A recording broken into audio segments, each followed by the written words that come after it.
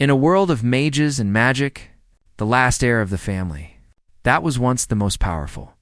Russell Raymond is his name, our freaking MC. A third-class mage with grand ambitions and a cursed past, however. He isn't as incredible a mage as he seems to be because he was expelled from the Magic Academy without honor and without a certain future. And for all these reasons, his only choice to survive was to become a mercenary. But destiny has good plans for him, since he is the cornerstone of this epic story, receiving a second chance to restart everything. All over again, boy. This was the calling for him to become something far beyond what he had ever dreamed of. This is the beginning of the story of our MC Russell Raymond, our dragon-devouring wizard. The story starts with this old man here, asking if he really is from the Raymond family. But isn't that the name of the founding family? Says the old man. If this brat is really from the Raymond family, why on earth is he dressed like this man? But anyway, after the old man sees his identification badge, right there he lets our McPass, bro, the other guard, over there asks the old man if he knows that boy. The old man says Hayes from the founding family, the Raymond family. The guy gets a bit confused. Like, why is he wearing those clothes? So if Hayes from the founding family, it looks like the founding family isn't that big of a deal. But our MC doesn't give a damn about those pieces of trash, right, bro? Because he has finally arrived in the capital of Camelot. As he was walking around there, he stops in front of the magic tower, where all the tower guardians gather, and as incredible as it seems, he also worked really hard to try and get there, to prevent the downfall of his family. Later, when he died in the war against the Empire, they had to flee the castle, because our protagonist had to enter the tower to reclaim his territories. However, he was separated from his mother, and at that moment, it was an impossible dream for the boy, because he was expelled from the academy before he could even apply to the magic tower. Russell Raymond, you failed 3 subjects in the history of this academy. This is the first time this has ever happened. You are actually good at theory, but you can't even complete a magic circle. Of the second circle, the reason our MC couldn't create a second circle, magic circle, is because he has a disease called mana pathway narrowing. Mana pathway narrowing is a disease where you are born with thin and weak mana channels.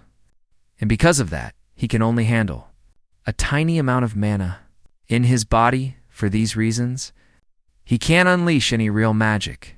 Truly, this is the greatest punishment that the heavens can bestow upon a mage returning. To the present, he was a bit lost in thought, because during his career as a mercenary, by a stroke of luck, he managed to complete the second magic circle. However, he is still just a third-class mage, right, man? While he was lost in his thoughts there, someone opens the door saying that the quota for temporary jobs has run out. In other words, they'll have to come back tomorrow. Bro, the blonde guy over there gets pissed off because they spent the whole day waiting for this job. Well, there's no choice, bro. They'll have to beat it, man. But as the guys are leaving, they mention that the museum is looking for temporary mages. The blonde guy says they should try there, but the other ugly guy asks if Hayes going crazy, since they are only looking for first circle mages to do cleaning jobs, and they wouldn't stoop that low. But unlike them, of course, our boy accepts it, right, bro? A while later at the Grand Loru Museum, man, he was explaining that they are the largest museum in the entire kingdom. And blah, blah, blah, blah, blah, he continued, saying that aristocrats will visit the National Museum this week, which means this place has to be spotless. And if any piece gets damaged by mistake, they better prepare themselves for the consequences. Ah, our protagonist doesn't give a damn about that, right? They're probably all fake anyway, man. What a dramatic guy.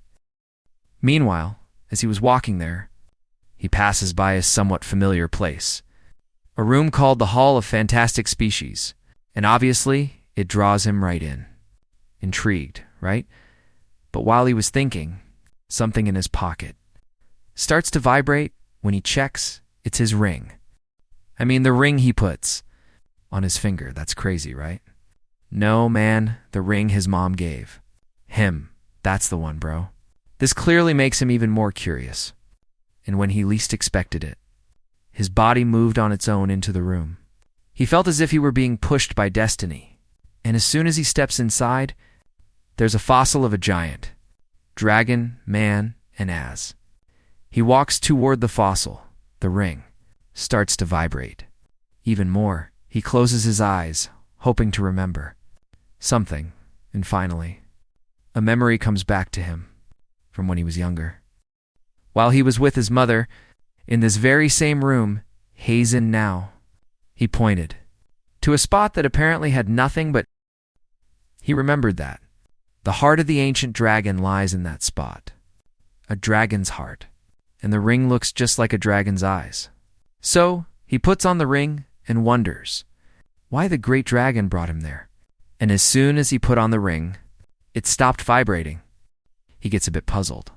Wait, why did it stop vibrating, man? Maybe Hayes just imagining things, but out of nowhere the ring begins to release an incredibly powerful magic. Because the dragon's heart and eye have finally met, thus opening another eye. The dragon speaks, saying it was enough to become the cornerstone of a new mythology. He will grant him a second chance. For the sake of mythology, that's when he realized that the wheels that move the world have shattered. It seems that right there, his long-dreamed destiny was beginning. Just like that, the system is activated. And the eye of the divine Dragon King is beginning to confirm the world's information. Our guy gets a bit dazed, wondering what that annoying sound is, but he recognizes this voice from somewhere. What on earth is happening? And just as he was opening his eyes to see who it was, he gets smacked on the head to wake him up, bro. It was his professor, absolutely pissed off at him because he was sleeping in class. Obviously, Hayes totally dazed. What do you mean Professor Humbert is here? Didn't he die years ago? He takes a little look to one side, takes a little look to the other side, and sees his classmates. And as soon as he looks down, he sees that Hayes smaller than usual. When he puts his hand on his face, he realizes he has regressed to the past, man. And since he was sleeping in class, the professor kicks him out, of course. Meanwhile, our protagonist is quite intrigued, because he really did travel through time. This kind of magic, honestly, this can't even be called magic. That's when he remembers the dragon's words, that for the sake of mythology, he would give him a new chance. So he definitely went back in time, but when he looks at his finger, the ring was gone, man. But while our guy was lost in his thoughts, the professor stepped outside asking why he was sleeping in class. Since Hayes not usually like that, he just apologizes right there. There's no other choice, bro. Looks like they're going to have a talk. So the professor tells him to come to his office after lunch, but even though Hayes getting chewed out by the professor, our guy can't help but feel happy. Right, because it's been a long time since he last got into trouble. But out of nowhere, someone sneaks up behind him, landing a massive punch right on his head. Man, who the hell did that, you son of a bitch? And when he looks, it's 3 bullies who used to torment his life. First, the ugly guy says Hayes way too relaxed. So he tries to slap our protagonist right in the face, but the blonde guy stops him. Because the teachers are watching them? Man, no. You can't do that here, you loser. Then he tells our protagonist that he asked him to take notes for him, but it looks like he was busy. Sleeping this blonde guy right here is, Frederick, if you don't want to die, follow me to the bathroom, our protagonist had forgotten what this feeling was like. He also forgot that this kind of thing happens, but when he looks down, he sees something a bit strange out of nowhere. A system window appears in front of him, saying, "Escape from bullying. Teach a lesson to the 3 bullies who are bullying you, obviously." Hayes a bit bewildered, like, what the fuck is this, man? Is this real? But while our protagonist is looking at the system window, the blonde guy asks what Hayes doing. He knows there's no point in running away from us. But if you're scared, you can try to run. Obviously, our protagonist gets pissed off at him, man, because a mission like this wasn't even necessary, especially since he was going to slaughter them anyway. Right, man, after years and years of living as a mercenary, this is nothing compared to the killing intent he used to feel for monsters. Compared to those losers, these guys are almost cute. And the blonde guy gets excited, saying that he finally decided to listen, right, man? Yeah, I listened, you sewer cockroach. And obviously, after hearing that the ugly guy who tried to slap him charges straight at our protagonist with everything, man. But that's absolutely nothing to our protagonist. He easily dodges the ugly guy's punch, and boom, hits his stomach dead center with just one punch. He knocks him out cold. The guy got sent flying, man. And when the other guy tries to say something, he also takes a single hit and goes down instantly. The blonde guy is shocked by this. As expected from a fallen family, in the academy, there's a rule that they can't use magic inside, but we can still use physical force. So, he charges at our protagonist with everything, using a ring that grants him extra strength. But how is our protagonist reacting, man? Completely relaxed, boy. And just when the blonde guy thought he had beaten our protagonist, he stops his punch. With a single hand, Frederick, you were surpassed in the ranks by your brother, and your family gave up on an idiot. Like you, how dare, disgusting trash. Like, you even mentioned my family's name? And when the blonde guy sees this, he gets scared to death, stammering about what they could expect. This and that, blah, blah, blah, but our protagonist just lands a massive punch to his face, knocking him out cold too, and from now on, behave yourselves, you pieces of trash. Otherwise, if you don't want to die a while after thrashing, those ugly guys, man. He sits on the ground to take a little break. You gotta rest, right, man? And since he beat the crap out of those extras, he completed the mission, thus receiving a low-rank magic stone. What makes him curious is that it says right there that it's a consumable, meaning Hayes supposed to eat it, right? Anyway, since it says it's consumable, he swallows it down, and as soon as he consumes the mana stone, an insane amount of magic begins to emanate from his body. However, the mana was leaking out of his body, instead of flowing into his magic circle, so he closes his eyes to concentrate and fully absorb the magic properly. He manages to absorb all of it into his magic circle. This is great for him, because with this, he can overcome his mana pathway narrowing disease, the fall of his family, and his expulsion from the academy. And being a third-rate mercenary mage, right now, he can change all of that a while. Later, he went to meet the professor in his office at the academy. The professor says that he looks a bit different than usual today. What's going on? Are you going through some difficulty, my boy? This is Professor Humbert in his past life. This professor was someone for our protagonist, who didn't give up on him until the very end. He always wanted to tell the professor something you don't need to worry, thank you, Professor. Even with our protagonist thanking him and all, the man. Since he slept in class, Hayes going to have to be punished. Right. He tells him to write an analytical report. On pages 62 to 74 of the Intensive Elementary Studies, and that's a section that even advanced students have trouble with. Man, will our guy be able to do it, bro? I don't know. But let's find out right now. And after the professor assigns this material to him, the window pops up. Right, complete. Professor Humbert's assignment.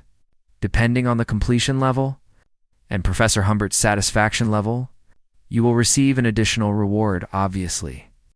As always, the reward is a mana stone. This makes our boy curious. Right, because even for assignments, there are quests. Professor Humbert asks, if there's any problem, is the assignment too difficult for you, boy, however? Our protagonist says no, and thanks him for the assignment. Sometime later in our protagonist's room, he was doing the assignment right, and he says that for him, it isn't difficult. It's an easy thing, man, in his past life. Due to his hopeless mana ability, he worked extremely hard, studying theory to make up for it. And even while working as a mercenary, he didn't stop studying. Right, however. In this life, there's something just as important. As studying, training his mana pathway, the mana pathway is the path where mana circulates. The mana that is absorbed through breathing circulates through the mana pathway and gathers in the heart. And it's a reverse magic that is released. Because of that first magic circle, fire magic and boom. In other words, the stronger the mana pathway is, the more mana is gathered and the faster. The release is, however, back then, his mana pathway was extremely weak, and he struggled fighting against monsters. But on that very day, while he was fighting a monster right after being thrown against a wall, he accidentally found a certain place. Did the hero sympathize with him, or was it just pure luck? Because he had found a historical site of unknown origin. Inside, there were 2 grimoires, and luckily for him, the grimoires explained about the mana pathways. In a mage's body, one of the grimoires talked about the mana pathway, and the other grimoires trains the physical body and expands the body of the mage. It's a grimoire that replaces your muscle tissues with a part of the mana pathway. In other words, the stronger our protagonist's body is, the firmer the mana pathway will become. The extent of the change wasn't that big while he was in his adult body, but at his current stage of growth, he will achieve even greater results. This time, he swears he will overcome this disease. A while later, the boy was dead tired. Right, tired, aren't you, buddy? But just as he was thinking of stopping the system, pops up, man, the mission: practice ancient magic on the mana pathway, and also run 5 kilometers. And obviously, he gets disappointed. Right, everything was normal until now. Why is it changing out of nowhere? This system starts spamming a bunch of notifications right there that I'm not going to read because I'm lazy. Right, if you want to read it, it's right there on the screen anyway. There's no way around it. It looks like our boy will have to run 5 kilometers, especially since he can't waste this opportunity. So here we go. After a while, he starts running. He ran 1.5 kilometers, 2 kilometers, 3 kilometers, and there's still more to go. Just a little bit more, and Hayes almost dying there, looking like me. When I don't feel like exercising, man, he pushes himself a little more. Go get him, son. A while later, he managed to complete the mission, but while our protagonist was resting, after running 5 kilometers, someone was watching him the next day. He handed in all the reports to the professor. Clearly, the professor gets a bit curious. Right? Did you really do this yourself, Russell? Our protagonist says yes, and in case he doesn't believe it, he can make a mana oath. The professor is a bit intrigued, a mana oath.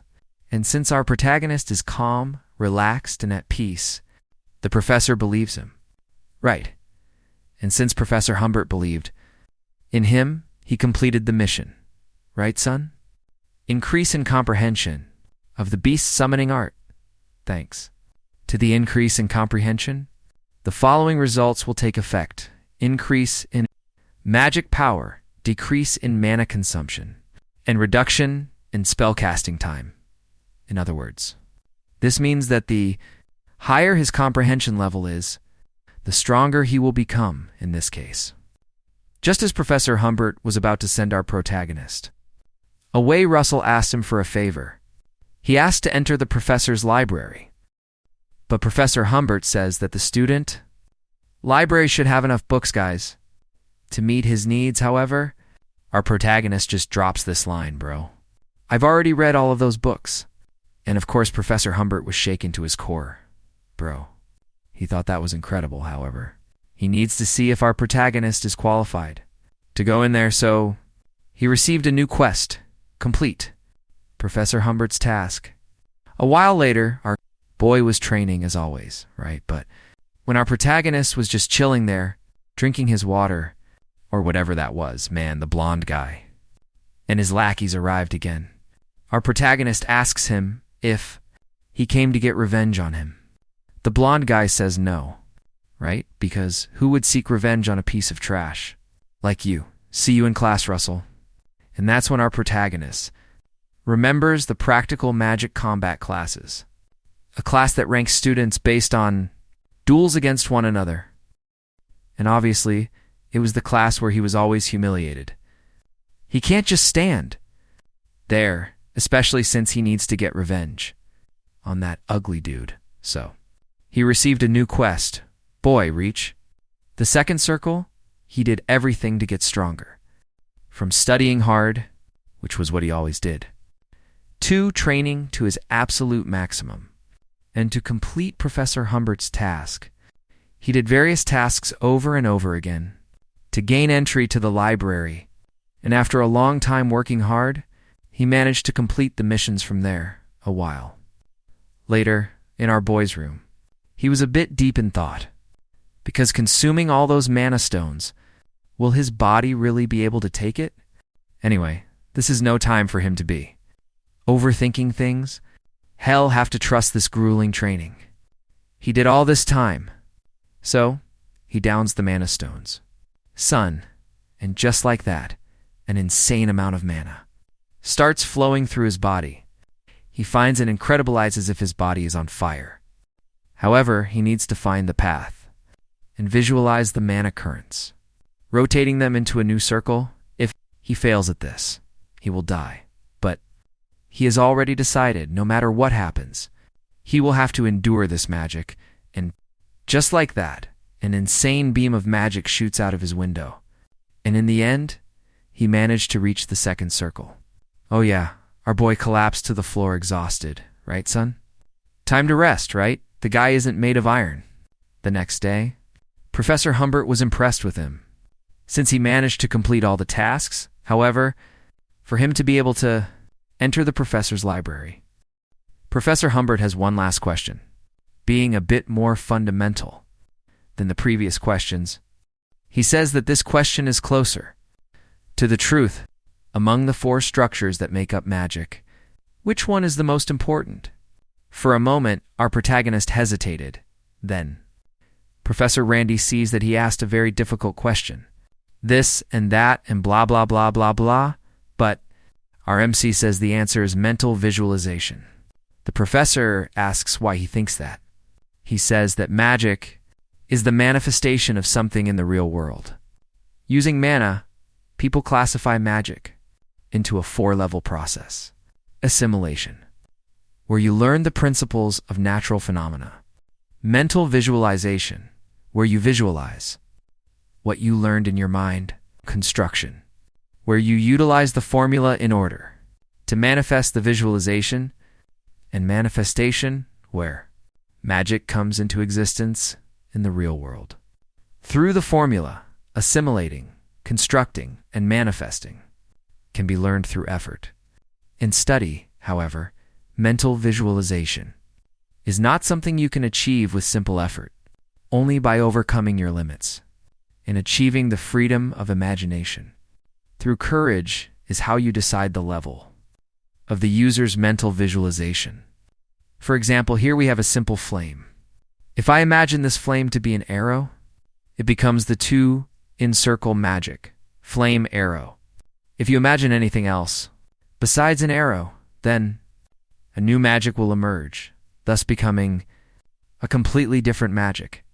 And if he doesn't put a limit on his mental visualization, he can create something that doesn't exist in this world. Miraculous things like a shadow, where the sun shines, or hot ice. Everything starts with understanding the world, but ends by touching the rules that dictate the world. That is what magic means. Professor Humpty is impressed just as he thought.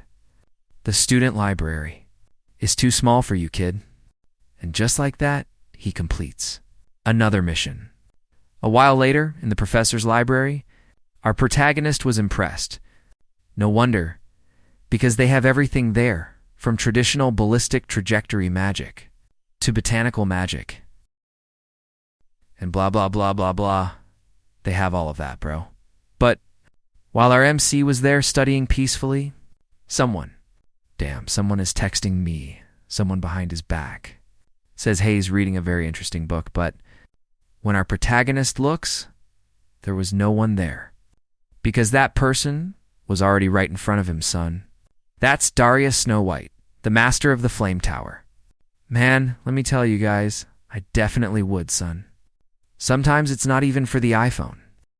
And being a gentleman, our protagonist introduces himself, saying it's a pleasure to meet the master of the Flame Tower. Pleasure to meet you, master. My name is Russell Raymond. Obviously, our protagonist is impressed. Because the hot old lady Master Daria is already at the 8th circle, and there are few people who can reach that level, despite her being over 80 years old. There's no way this old lady is 80. No way. Never. Son, never. Look at this. She uses an incredible amount of mana to maintain her young appearance. Haha, just like Tsunade from Naruto, and also, she is the master of the top-ranked Magic Tower in the Red Faction. She's impressed that he knows her. I mean, who wouldn't? No, you're right, bro, so he asks what she's doing. There, she tells him he doesn't need to be nervous. She pulls out a little candy, right there, and gives it to him. Look at that. Wait, Renata's not coming? Forget it. That candy is for me. After getting a candy from the hot old lady, Daria asks how. The student managed to get into the professor's library. Then our protagonist says that Professor Humbert gave him permission, right? And that makes her even more curious. How did that stingy guy let you in here? Yeah, right. And she gets very interested. Because our MC's mana is extremely pure, and his mana distribution is very stable. How strange, our MC is confused. Did she notice something? Not at all. She tells him not to worry, especially since she isn't there to teach him anything. And scared out of his mind, our little MC just says thanks. Right, bro. Anyway, after talking to our little MC, she tells him to get stronger and beats it, of course. The Tower Master, a while. After reading a lot, our little MC beats it too, right? However, when our little MC is right there at the door, man, that redhead and his henchman appeared there again? No way. Bro, this crazy guy is following our MC? Man, this guy is everywhere, dude. The henchmen were like, I'm a bit curious. Why is he coming out of the professor's library? However, the redhead says he must have kissed some professor's ass? No. Way, bro. Do your best. Russell. Raymond, a while later, in the magic battle class, one of the professors was saying that the first one to be called must come down to the arena and choose a student to be their opponent. That doesn't seem very balanced, does it, man? But anyway, most of the time, the professors usually choose the ones who are the weakest first, so that this year they can choose someone of the same level. In our boy's past life, he was always the first to be called. Everyone starts talking, saying they bet Russell will be first. Again, and all that, however, the professor tells them to be quiet, that he will choose the first student. Starting right now? Damn. Stop messaging me, man. The first one. Is Anton Frederick, that redhead guy, over there? And as soon as he passes the professor, you guys? Already. No, this was rigged, right, guys? It was a total setup, but our MC already knew about it, right? And the first person that Anton chooses is obviously our protagonist. Russell Raymond, get the hell down here. But sometime before Russell's battle, our hot old lady went to visit Professor Humbert. He asks what she is doing there. She says it's nothing special, just a teacher visiting her student. Then she asks if he gave a pass for a boy named Russell to enter the library. He says yes, and asks if Russell did something wrong. She says no, and that she hadn't seen something so rare in a long time. And the dumb Professor Humbert says she's right about his mana pathway narrowing, and this and that, and blah blah blah. But Daria says Hayes a fool, because that child overcame his own problem, and the dumb guy remains. Clueless, right? She says that Russell has already created his second circle. Boy, returning to the present during the battle between that ugly guy and our MC. As always, our MC has already received a quest. Win during the magic training. The reward is a lower-class mana stone, and a new inventory slot has been unlocked. And obviously, Hayes going to be interested, right, bro? Because the inventory is a magic that only spatial mages can use, and this will be very useful for our MC to store his mana stones. Right. But enough small talk. The ugly guy asks if our MC froze. Beg, and ill forgive you. Haha. Beg. Stop being an idiot. Whoa, I was impressed. Because with this magic, then, he really cured his disease. Screw. That ugly guy? Less talking? And more fighting, damn it, then. He uses a second circle spell, Flame Spear. But that's nothing to our MC, bro. He uses a tilted shield and deflects the flames upward. The chubby guy is impressed, because he uses a slightly tilted shield to deflect the flames upward.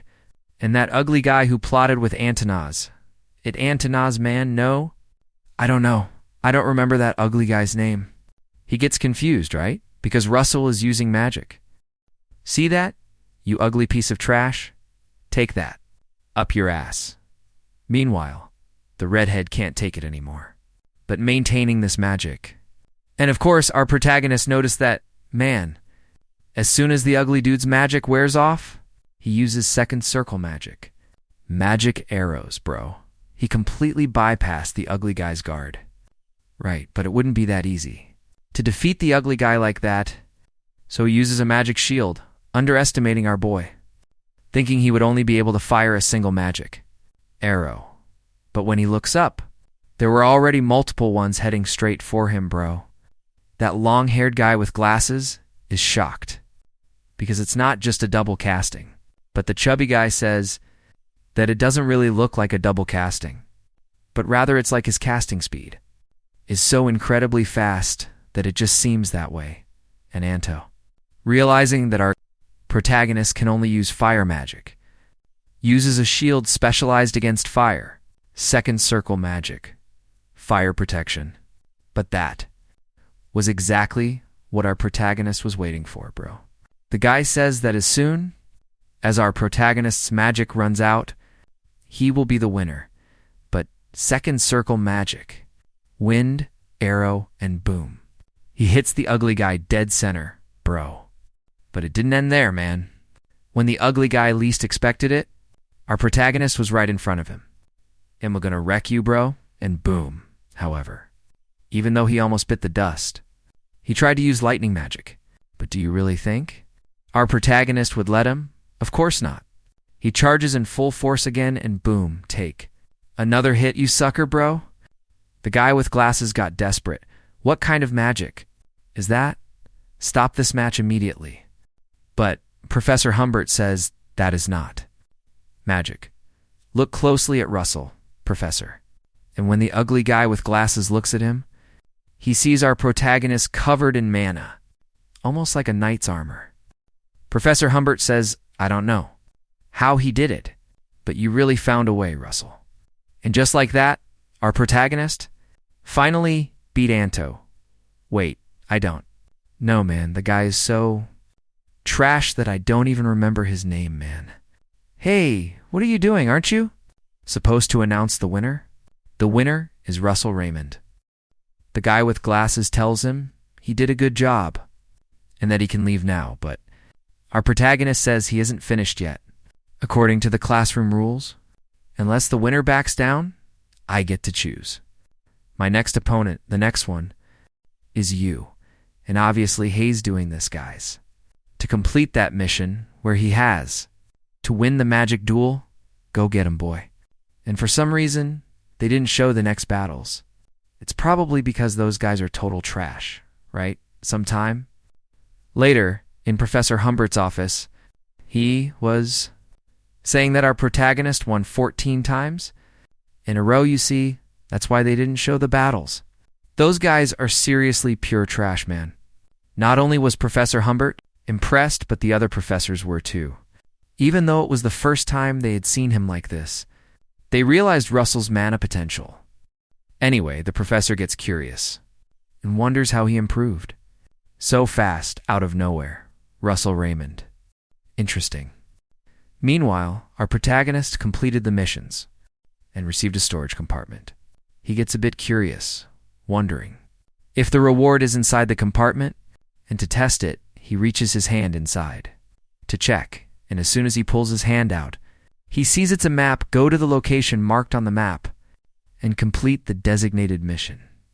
Upon approaching the location, the lights will guide your way. He will earn 5 intermediate grade mana stones. He also receives a warning telling him to only attempt this achievement once he reaches the 3rd circle, and he gets a bit confused. Reach the 3rd circle. How is he going to do that, boy, the 3rd circle? He tried to reach it multiple times before his regression, but he could never manage to reach that level. Will he be able to do it this time? Where on earth is he going to find this place, man? And since he doesn't, no, right, he went to take a look at the library. If he uses the professor's information, he might be able to find some clue like that. So he starts studying and studying all kinds of things, but he couldn't find anything. If he can't find this location, he'll have to focus on reaching the 3rd circle first. While our protagonist wasn't around, everyone there was talking about him, and clearly he feels sad because although he escaped the resentment and the bullying, he is still all alone. But Professor Humbert appears, calling out to him and asks if he can come with him for a moment, since this professor really cares for him. Right, a while later in the office, Professor Humbert asks our protagonist if he has any plans for the summer vacation. Our protagonist says, not yet, so Professor Humbert asks him if he can help with a research project, but while Professor Humbert was explaining everything he needs to do, he sees a magazine on the desk that catches his attention, and that's when he realizes that the location in the magazine is the exact same place Hayes been looking for all this time. So he apologizes to Professor Humbert because, to tell the truth, he does have plans for this summer. That's when Professor Humbert gets confused. Right, like, didn't you just say you didn't have any plans? But anyway, right, he says Hayes going to that place in the magazine, the famous Maldives island. A few days later, our protagonist was traveling to the Maldives, and since it's far as hell, right, it's time to grab some food because a man isn't made of iron, and his food is a mana stone. Look at that, go figure, right? The sailor thinks it's a bit strange because it really is summer, right? But why is it so hot like this? Man, he didn't know that our protagonist is back there doing his thing, man, going all out trying to reach the 3rd circle. Meanwhile, Professor Humbert was finding it a bit strange. Hayes also going to the Maldives. Wait, who else is there then? Man, is she hot, bro. Meanwhile, in the Maldives, Daria is there, man, just soaking up the sun. And hey guys, you can't say it's bad, right? And she's only there because this city is her hometown. She wonders when her last vacation was. You're already a master and spending time evaluating magic research or even developing your students. Jiu, Lil, Sen. Numbers hold special meanings for mages. The 9th circle represents the final destination for those who walk the magical path. The 6th circle represents an individual's realization as a mage while they walk the path to becoming a great mage. And the 3rd circle marks the beginning of an individual's journey as a mage. And after she talks about the beginning of the journey, she gets a bit curious. Right. She wonders if that kid is doing well. Obviously, she's talking about our boy, right, man? Meanwhile, our boy is grabbing some grub. Right, gotta eat because a man isn't made of iron. Actually, Hayes just stuffing his face. Right, because he fainted, man, while trying to reach the 3rd circle. But it seems it was worth it, right, man? Because he managed to reach the third circle, however, he can't just be satisfied with that. He has to go much further. Anyway, now that Hayes reached the third circle, he needs to find that location on the map. But since it's his first time, they're right. It's pretty difficult. But luckily for our protagonist, a guy starts shouting nearby that Hayes doing a volcano tour, and he has a special discount. For today only a while. Later, that guy who's running the tour, it's explaining about the volcano of the legend, and blah, blah, blah, blah, blah, that it erupted into a volcano. Before it was a mountain, and who gives a crap? Nobody cares about that, but this makes our boy curious. It changed nature just by being there. There's only one creature in the world capable of that, and that creature is a dragon. A red one. But what is it? Doing here right, look at this idiot, man. While the ugly guy who was leading everyone was distracted, our protagonist. There's no choice, right, bro? Especially since he needs to do this alone. So, off he goes, right? A while later, our protagonist arrived at the location, and he finally understood what the map was, trying to say about the light. Guiding him, it's indicating for him to go through the waterfall, right? So, he uses the wind arrow and dashes right through. Let's go, bro. However, there's one thing our boy is curious about, because the mission told him to reach the third circle.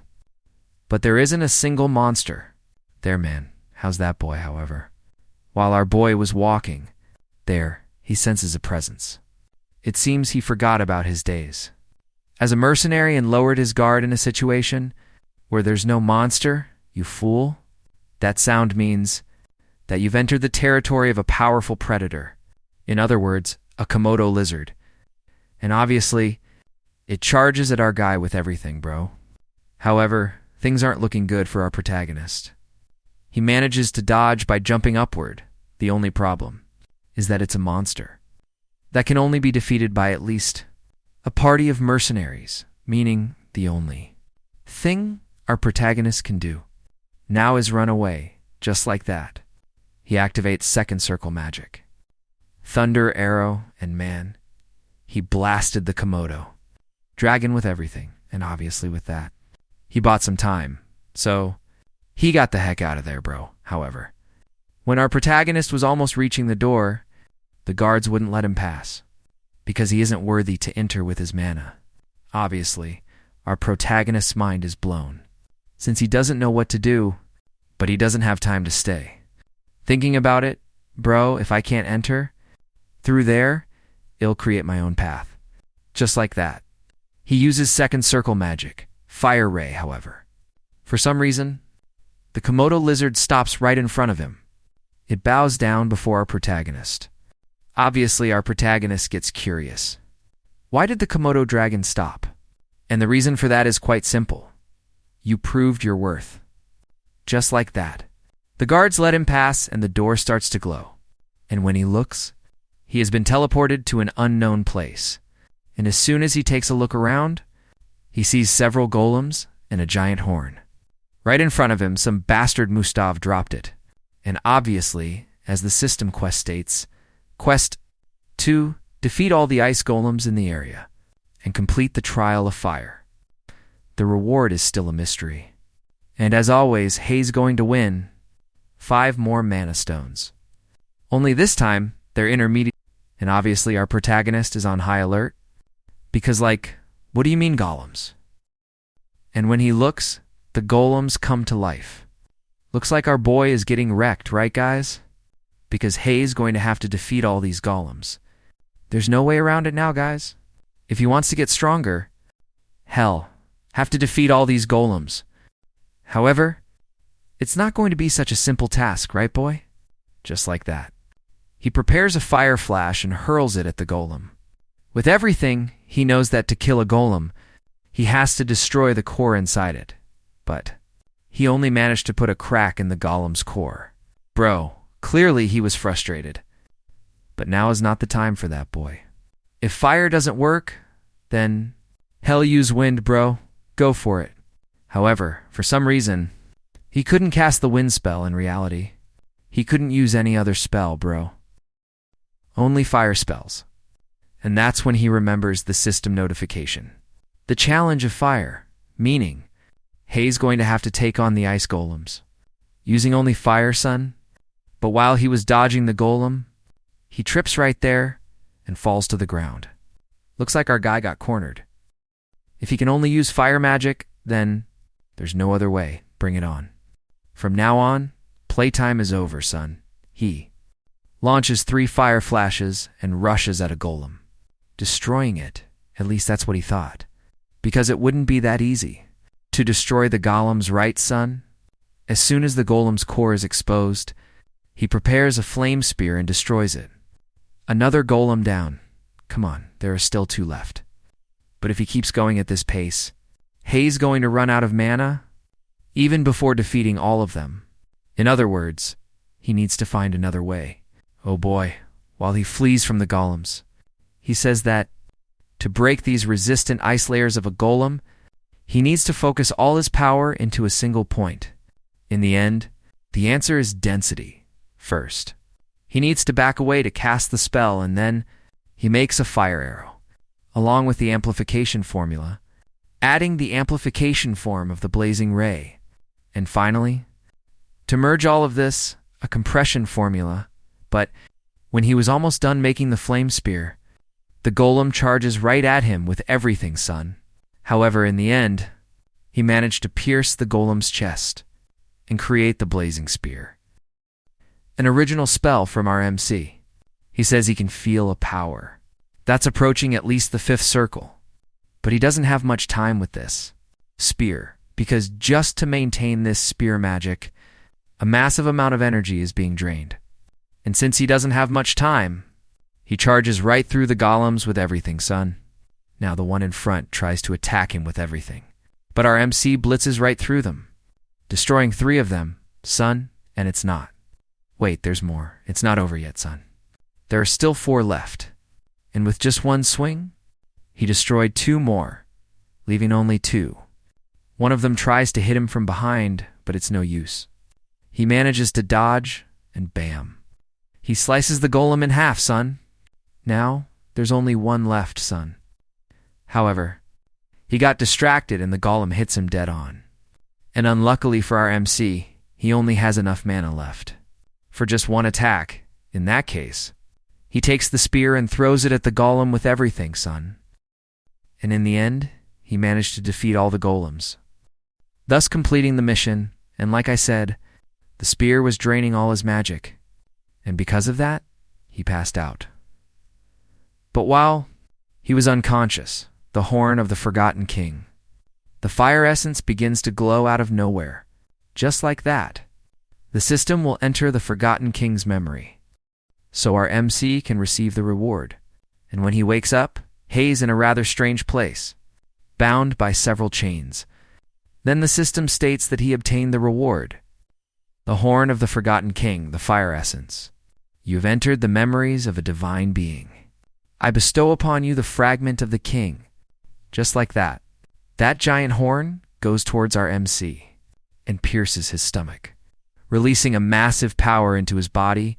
Please use this power too. But just as the dragon was about to say the rest of what he needed to do, our MC wakes up on the beach, obviously. Hayes a bit confused, not knowing what happened. Boy, and that's when he feels an enormous magic flowing through his body, son. At this moment, he can see just how close he is to the 4th circle. Hayes getting totally overpowered. Let's go. But while our MC was there lost in his abilities, someone arrives, guys. Calling out to our MC, it's her, guys, the gorgeous lady. Ah, Darya, hell yeah. Our MC got curious and asked what she was doing.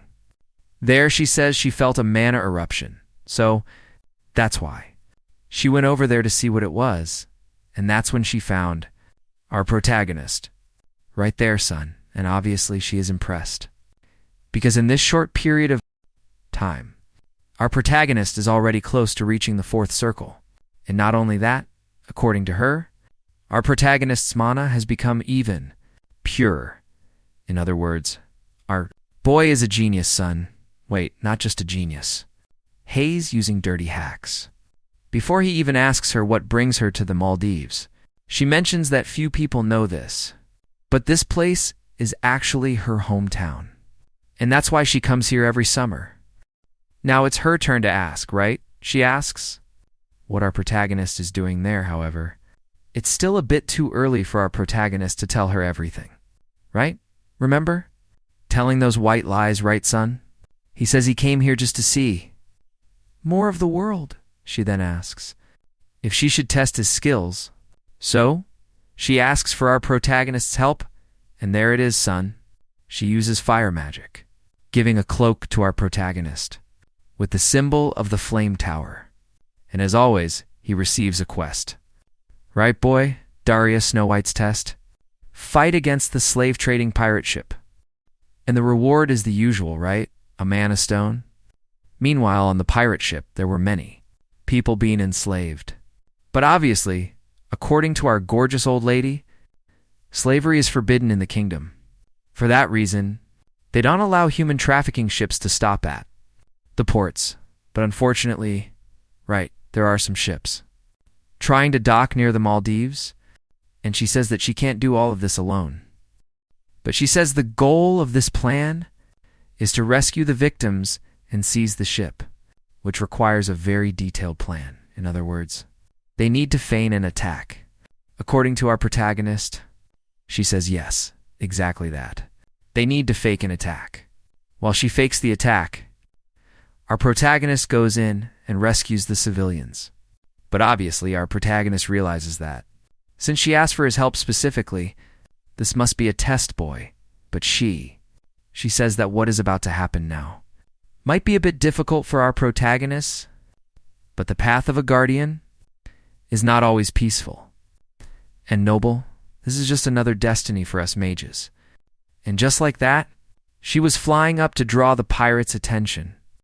Obviously, our protagonist is curious about the path of a guardian, and it looks like it worked. Her plan to draw the pirates' attention, because she is emanating an insane aura, son. That's when the guys notice her, and they start shooting multiple arrows at her, but that's nothing for our gorgeous old ladyboy. You fools. How dare you hide in my hometown? Let's see if you are as skilled as you are bold, just like that. She drops several fire embers onto the ship, and one of the idiots over there starts kicking the fire ember, and out of nowhere, a little hand pops out of the fire and grabs the guy's foot, incinerating him completely, son. This is Daria Snow White's signature innate ability, the burning wood dwarves.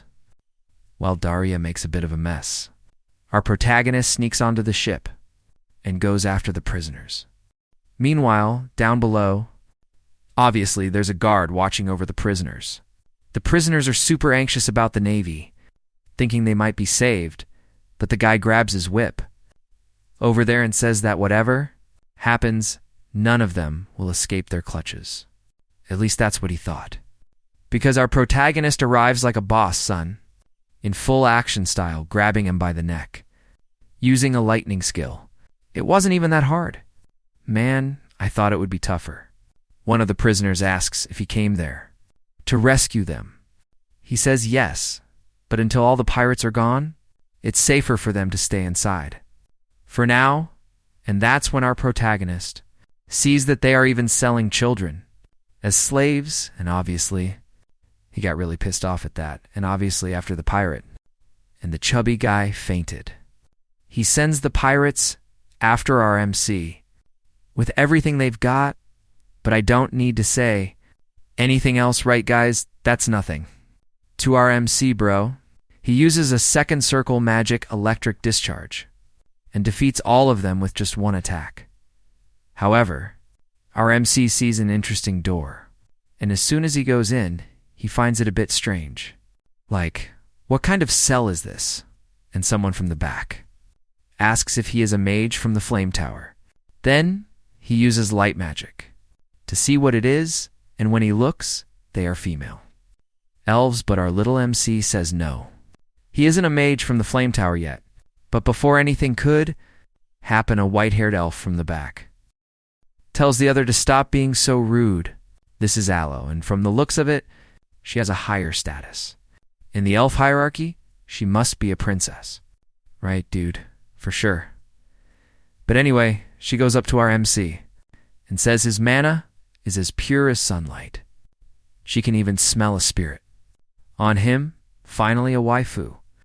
In this work, hell yeah, woohoo. However, the blonde guy gets a bit curious. What do you mean, Hayes, just an ordinary human? Then she repeats that she can smell a spirit coming from him. Obviously, anyone would get curious. The smell of a spirit, and our idiot professor sniffs around to see if he can smell the spirit, dude. Hayes, so dumb, man. You are so stupid. Then the blonde guy, who was being rude before, apologizes and begs them to please get them out of there, and so all the elves bowed, asking for his help. This is pretty rare, right, guys? Because elves are known for their massive egos out of nowhere. They changed their attitude just from one sentence of hers. She is probably a high elf, but unfortunately for our MC, while he was freeing the elves, look at that, the captain arrives right on time and sees all of his subordinates defeated. And he finds it a bit strange, because his warriors are strong. How did they lose so easily? And that's when he looks at the door and gives that evil little smile.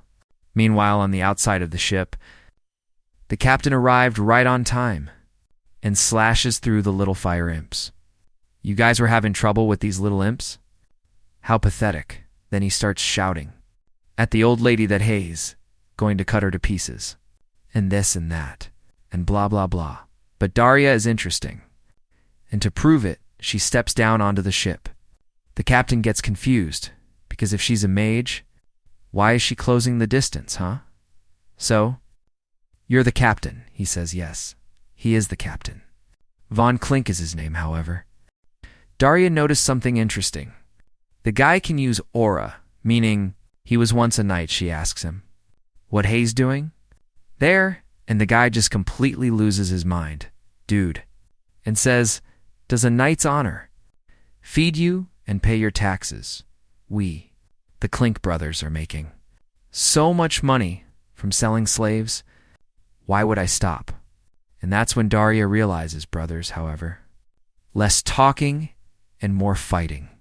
The guy is going to have a bad time. She goes all out and angry. But meanwhile, returning to our protagonist, while he was saving the elves, out of nowhere, the wall is smashed and spears are thrown at him.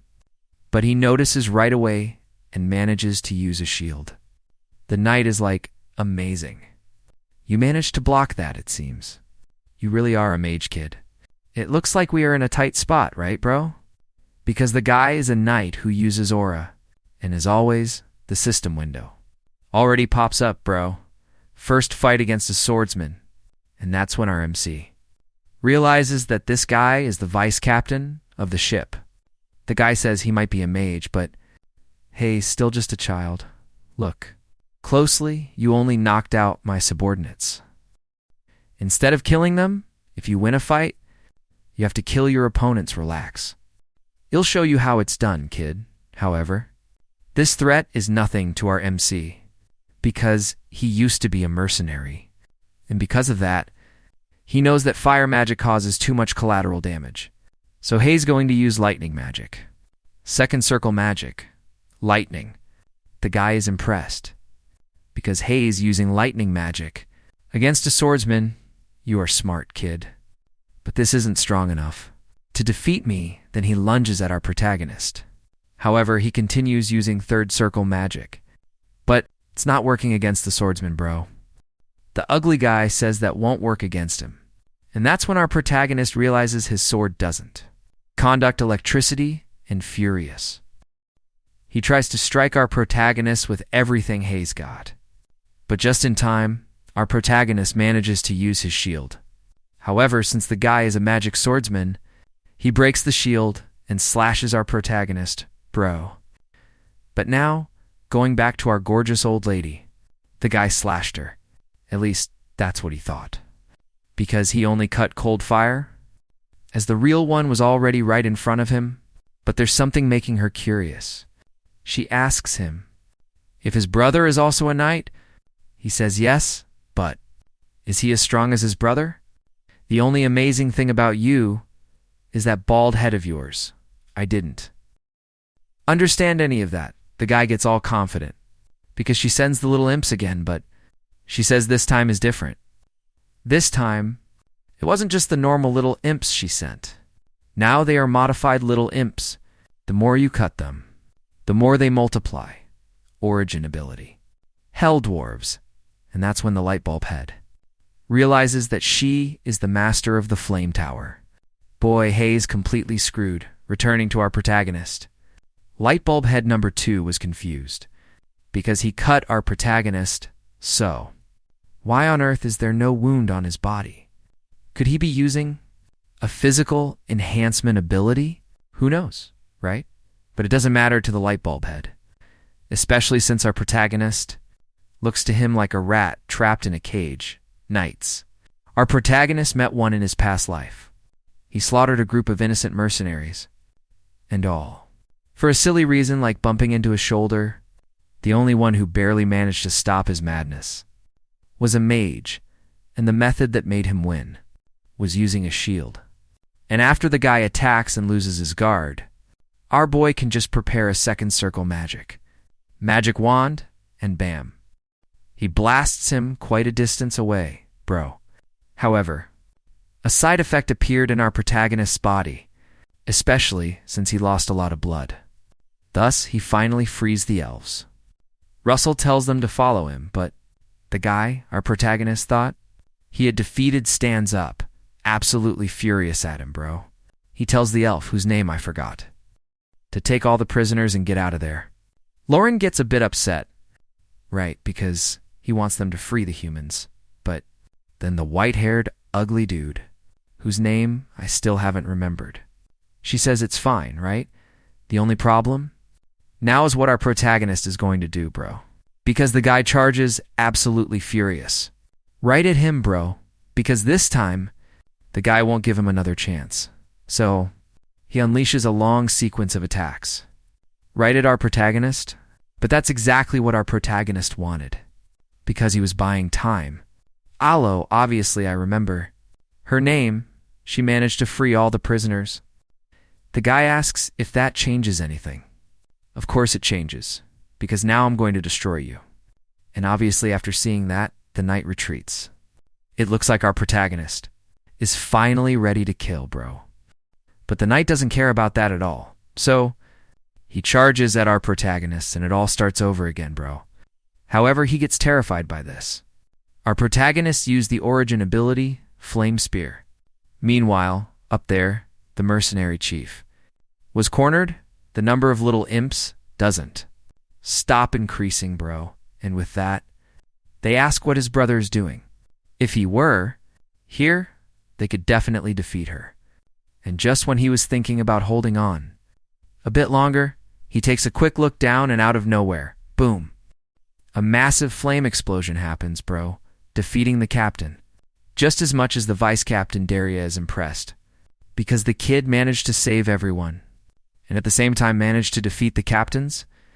And since the leader and the vice captain were defeated, the low-life pirates tried to run away. Right, but our gorgeous old lady is not going to let them escape just like that, right, man? Sometime after this intense battle, our young pirate finally woke up, and he tells him not to move around too much, because his mana hasn't recovered yet. And because of that, his healing is still a bit slow. Daria says he did a good job, especially since he defeated 2 knights all by himself. He gets a bit confused, like, wait, wasn't it just 1? Now it's 2? Well, in the end, it did turn into 2. Alo says she owes a lot to our protagonist for saving her. She still doesn't know how to repay him, but Alo from the White Ash Tree Tribe promises by the honor of her parents, the founders, to repay him someday. I knew it, man.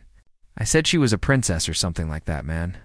And since he is a knight, he also introduces himself, saying he is Russell Raymond. However, there's one thing that makes our protagonist curious. He asks her What she meant back down there, when she said he had a scent, that he had a spirit. She says that's exactly it, and asks if by any chance he is a mage with dragon blood. And as incredible as it seems, our protagonist says yes, he has the blood of the green dragon running through his veins. And even if it's like a drop of rain in a lake, even so, this tiny amount manages to attract one, and that's why. She could smell a faint scent of a spirit coming from him, right? And this clearly leaves Daria curious. Because a dragon descendant? Is that why the kid grows so fast? Maybe he will become a being who will shake the kingdom of Edmund, or perhaps the whole world. Sometime later, Daria was thinking, and she mentions to Ilo, since she will need to hide, to recover her mana. Why doesn't she stay at her mansion? To help the kid with his training? And it's obvious that she accepts, right, if that will repay the debt she has with our protagonist. It's obvious she'll go, right? Naturally. Our protagonist gets confused, like training. She asks, why Hayes confused, don't you? Want it, but our protagonist doesn't. Miss this opportunity, right, guys? It's obvious that he says, yes, right. However, there's one thing that leaves our protagonist intrigued, because the semester is about to start soon. What is he going to do? But Daria tells him not to worry, because Professor Humbert will take care of all that, man.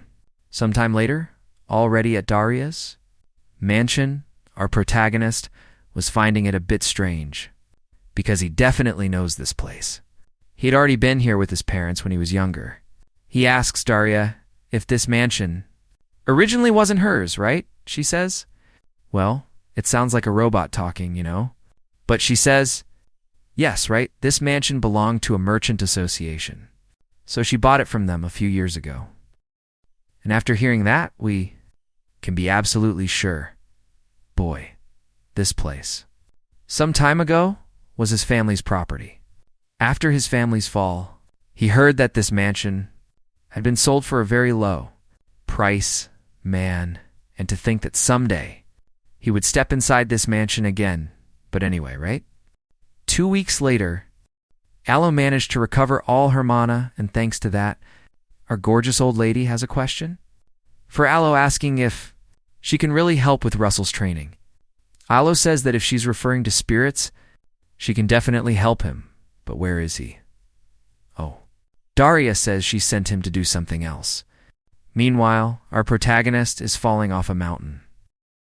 For us to understand what's happening, you have to go back a few days, when on this very same mountain, our gorgeous old lady is asking Russell if he learned anything. By fighting against a knight, actually, she's going to ask another question. What do you need? The answer is quite simple. Distance. Because in combat, distance is the most important thing for a mage. She tells him to watch closely. Think. As if you were folding space. Just like that. Vroom, in the blink of an eye. She was already on the other side of the mountain. Just like that, she used a technique called light flash. She says that, from now on, he needs to try to cross space, using light flash in the future. Isn't this a bit too much for you, boy? And as always, he receives a new quest. In the system, learn the spatial distortion magic. Light flash. And that's pretty much why our protagonist is falling. Just like whatever is on that mountain there, man. While our protagonist climbs the mountain again to try and use light flash, he says that this light flash ability isn't about whether the circle is bigger or smaller. It's a magic that can only be learned. After you understand its logic, meaning, as long as he doesn't understand this magic, he will keep falling off the mountain. And a while later, already in the afternoon, when it finally looked like he could use light flash, he got startled by Daria calling him. He falls down the mountain again a while later, already at night. She says that starting today, hell, learn about contracting with spirits. And obviously Ilo is going to help him with that, especially since our hot old lady doesn't know a thing about it, right? So she tells him to close his eyes slowly and imagine something related to fire.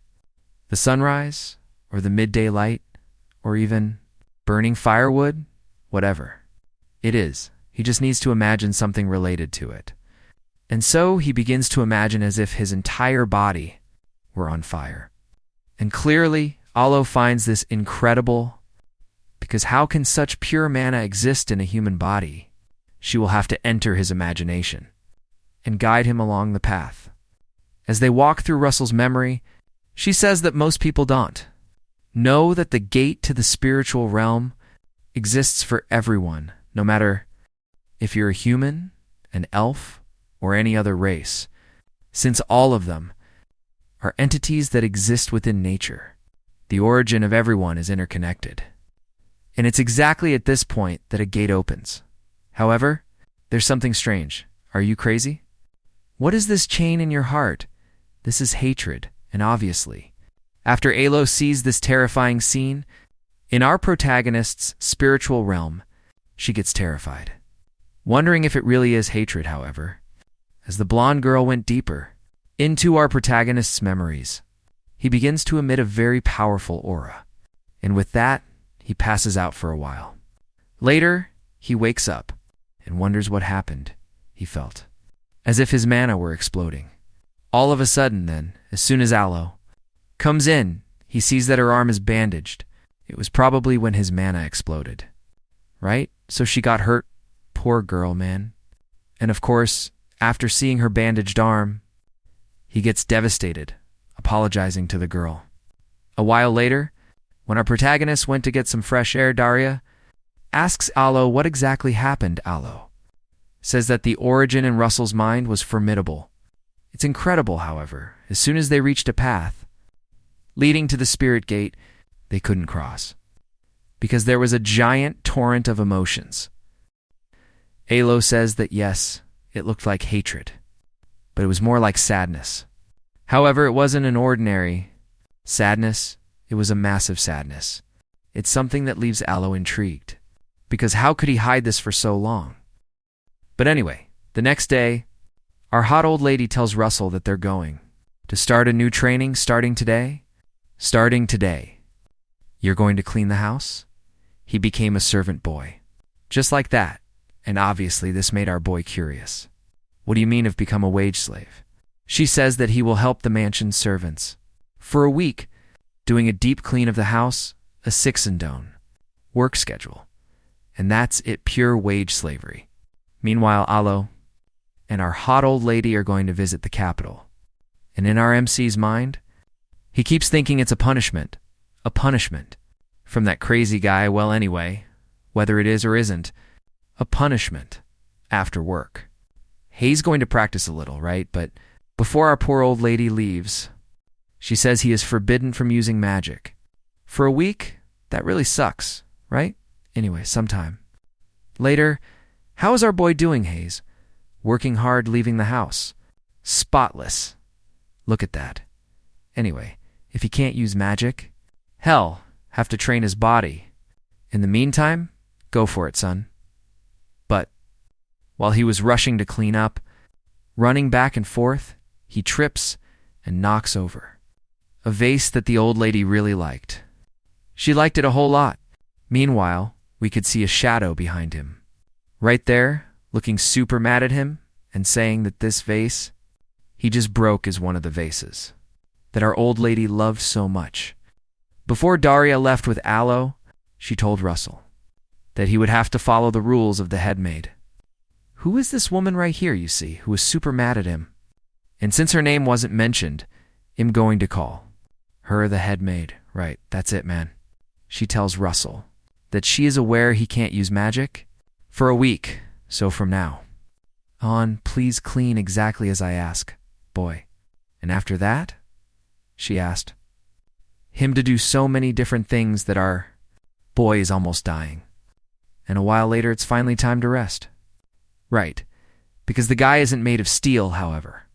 Our boy is already about to lose his mind, man. See what the working life is like? That's the life of an average worker, right, guys? But now, enough working, right? It's time to eat. And she tells him to follow her, but our MC talks back, saying, hell eat later. But she says, follow me, geez. How scary a while. Later, in the workers' cafeteria, an old guy gets curious. Who are you? Boy, wow. Our MC says his name is Russell. Raymond. This makes the old guy curious. Raymond? And now the one who got curious was our MC. Could it be that he knows him, but out of nowhere someone says, our MC is handsome, with black hair and red eyes, thank goodness. It wasn't the old man who said that, right? Otherwise, it would be way too sketchy. It was this little maid here who said it because apparently she's already charmed by our MC, right? She's completely hooked. Wait, is that right? No way. And out of nowhere, a bunch of guys arrived, saying he has a strong body. And another one goes, can I touch your biceps? Hell no. 1,000 times no. But Hay's already poking him there. No way, man. Right. And out of nowhere, that guy slapped him on the back, saying he was just kidding and to hang in there for just one more week. A while later, our MC was complaining, right? Saying that if he could just use his mana body, he would finish all of that quickly. But that's exactly the point. You dummy, you're not supposed to use magic. You idiot. Anyway, since they worked hard all day, now it's time to have some fun, damn it. But while our MC was just chilling there, drinking his little beer, that guy slaps him on the back again. But he did that with good reason, right, guys? Especially because our boy is a student, right, son? Hay's not supposed to be drinking. Are you going crazy, son? But anyway, the guy says that in this great weather they have there, it would be a sin if they didn't drink. But while they were enjoying the sun's breeze, the head maid says there is another sin. They are drinking without a snack. Yup, just like that. All of them are playing around happily, welcoming the new member of the family. And looking at the boy, the head maid finally notices that the boy is smiling. But anyway, even a while later, despite having to do so many chores, he was smiling. Mostly because he realized that these people are his companions while he was there chilling, enjoying the night and looking at the stars.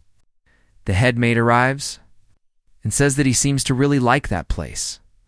She asks if there's any reason he likes that place so much.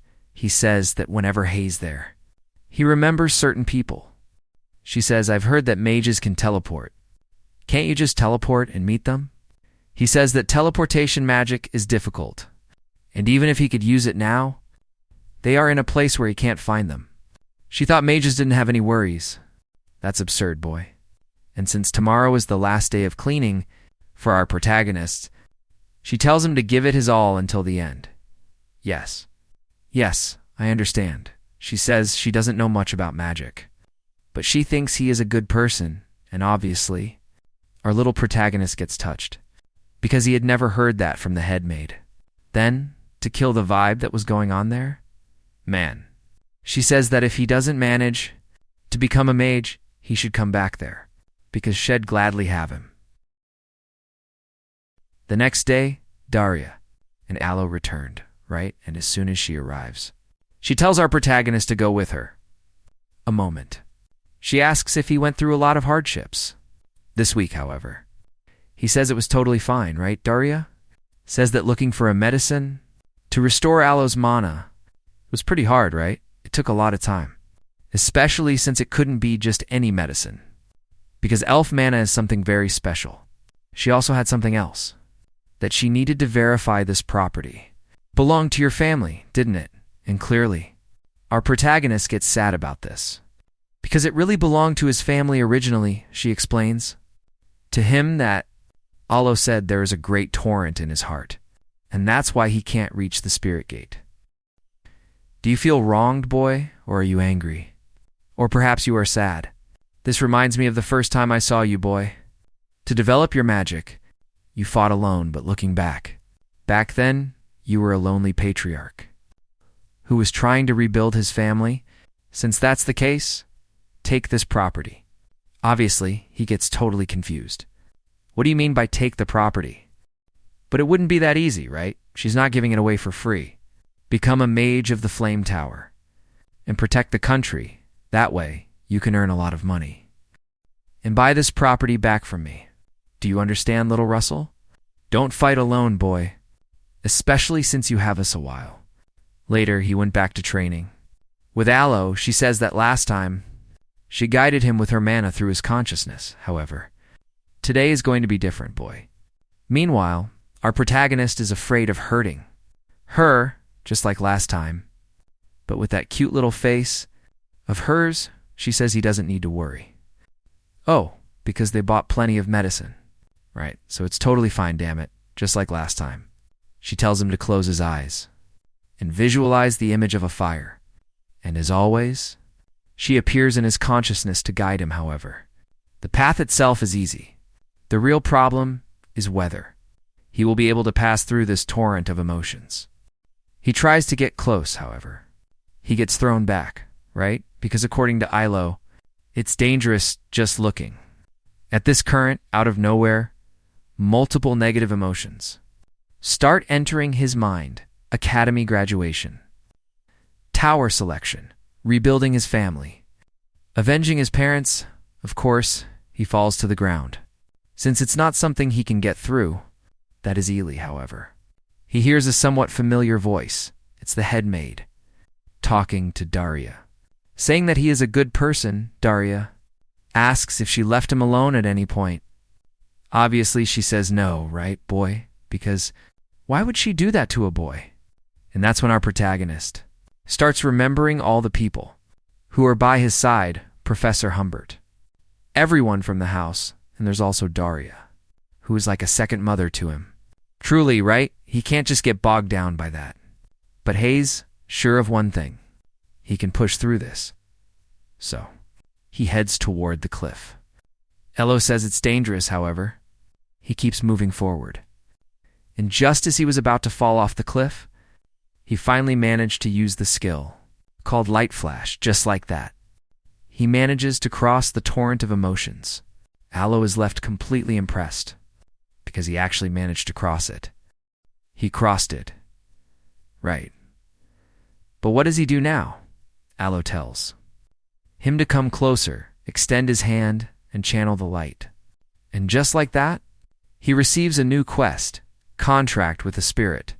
However, Aloe says that from now on, he doesn't need to do anything else, because the spirits will decide whether they want to follow him or not, especially since nobody knows what kind of spirit will appear. And there is also the option of him not even being chosen. The only thing he can do is wait until a spirit chooses him. It's really fine if it's too difficult, like if he can't get a spirit. Since he wouldn't be sad about it, however, more warm energy passes through his hand, and simply out of nowhere, a red dragon decides to be his spirit companion. And as soon as he opens his eyes, there's a little red dragon in his lap. Such a cute little thing, man. Damn, truly in the end. He managed to form a contract with a dragon, bro. But it seems today is our boy's lucky day, because he managed to reach the fourth circle, bro. Hell yeah, our hot old lady says he managed to overcome a huge barrier in his mind, and because of that, he managed to reach the fourth circle. Bro, then, it flies around looking all cute and lands right on our MC's head. Dude, then she says she didn't think it would be an ordinary spirit. Why don't you give it a name? As soon as he names our little dragon, the contract will be complete. We can take a look at it. It's so red. So red. I think he'll call it bacon. Was he going crazy? But our boy was just kidding, man. It's just a prank, so how about Peppy and from its little face? It looks like it liked it, dude. So cute. Man, now I want one of those sent to me too, dude. How cute. Anyway, a month later, the long-awaited day finally arrived. The day when the towers choose their students. The guys are all happy. They're asking how many graduates will be chosen. This year, who knows? But while they were talking, there, each judge from each magic tower arrived.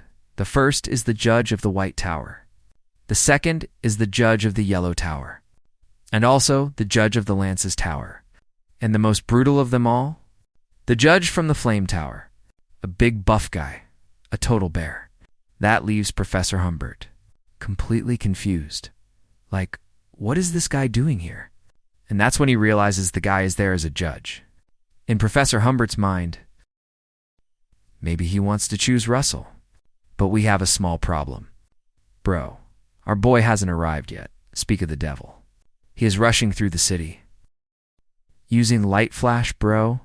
And as soon as he gets there, the big bear senses his presence. Right away, just like that. He glances at our MC. Our MC glances back at him, and then he turns around. And beats it. Looks like this is going to be fun. I'm going to love breaking him anyway. Winding back a bit, too, before our MC reached the city, he was telling all three women there that he is grateful for everything they did for him and handing over the keys. I will definitely return.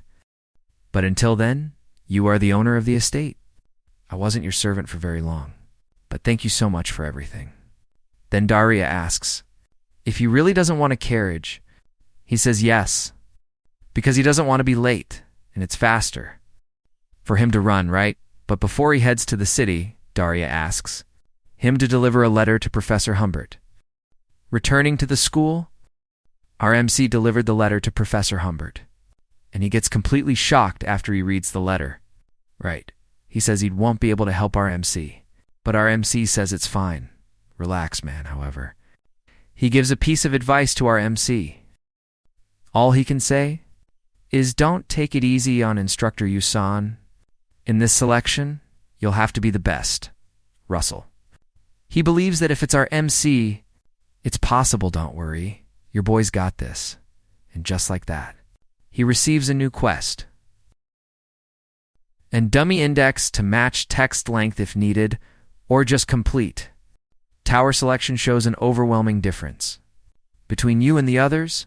Receiving recognition from the selection judges, he needs the recognition of all 10 men.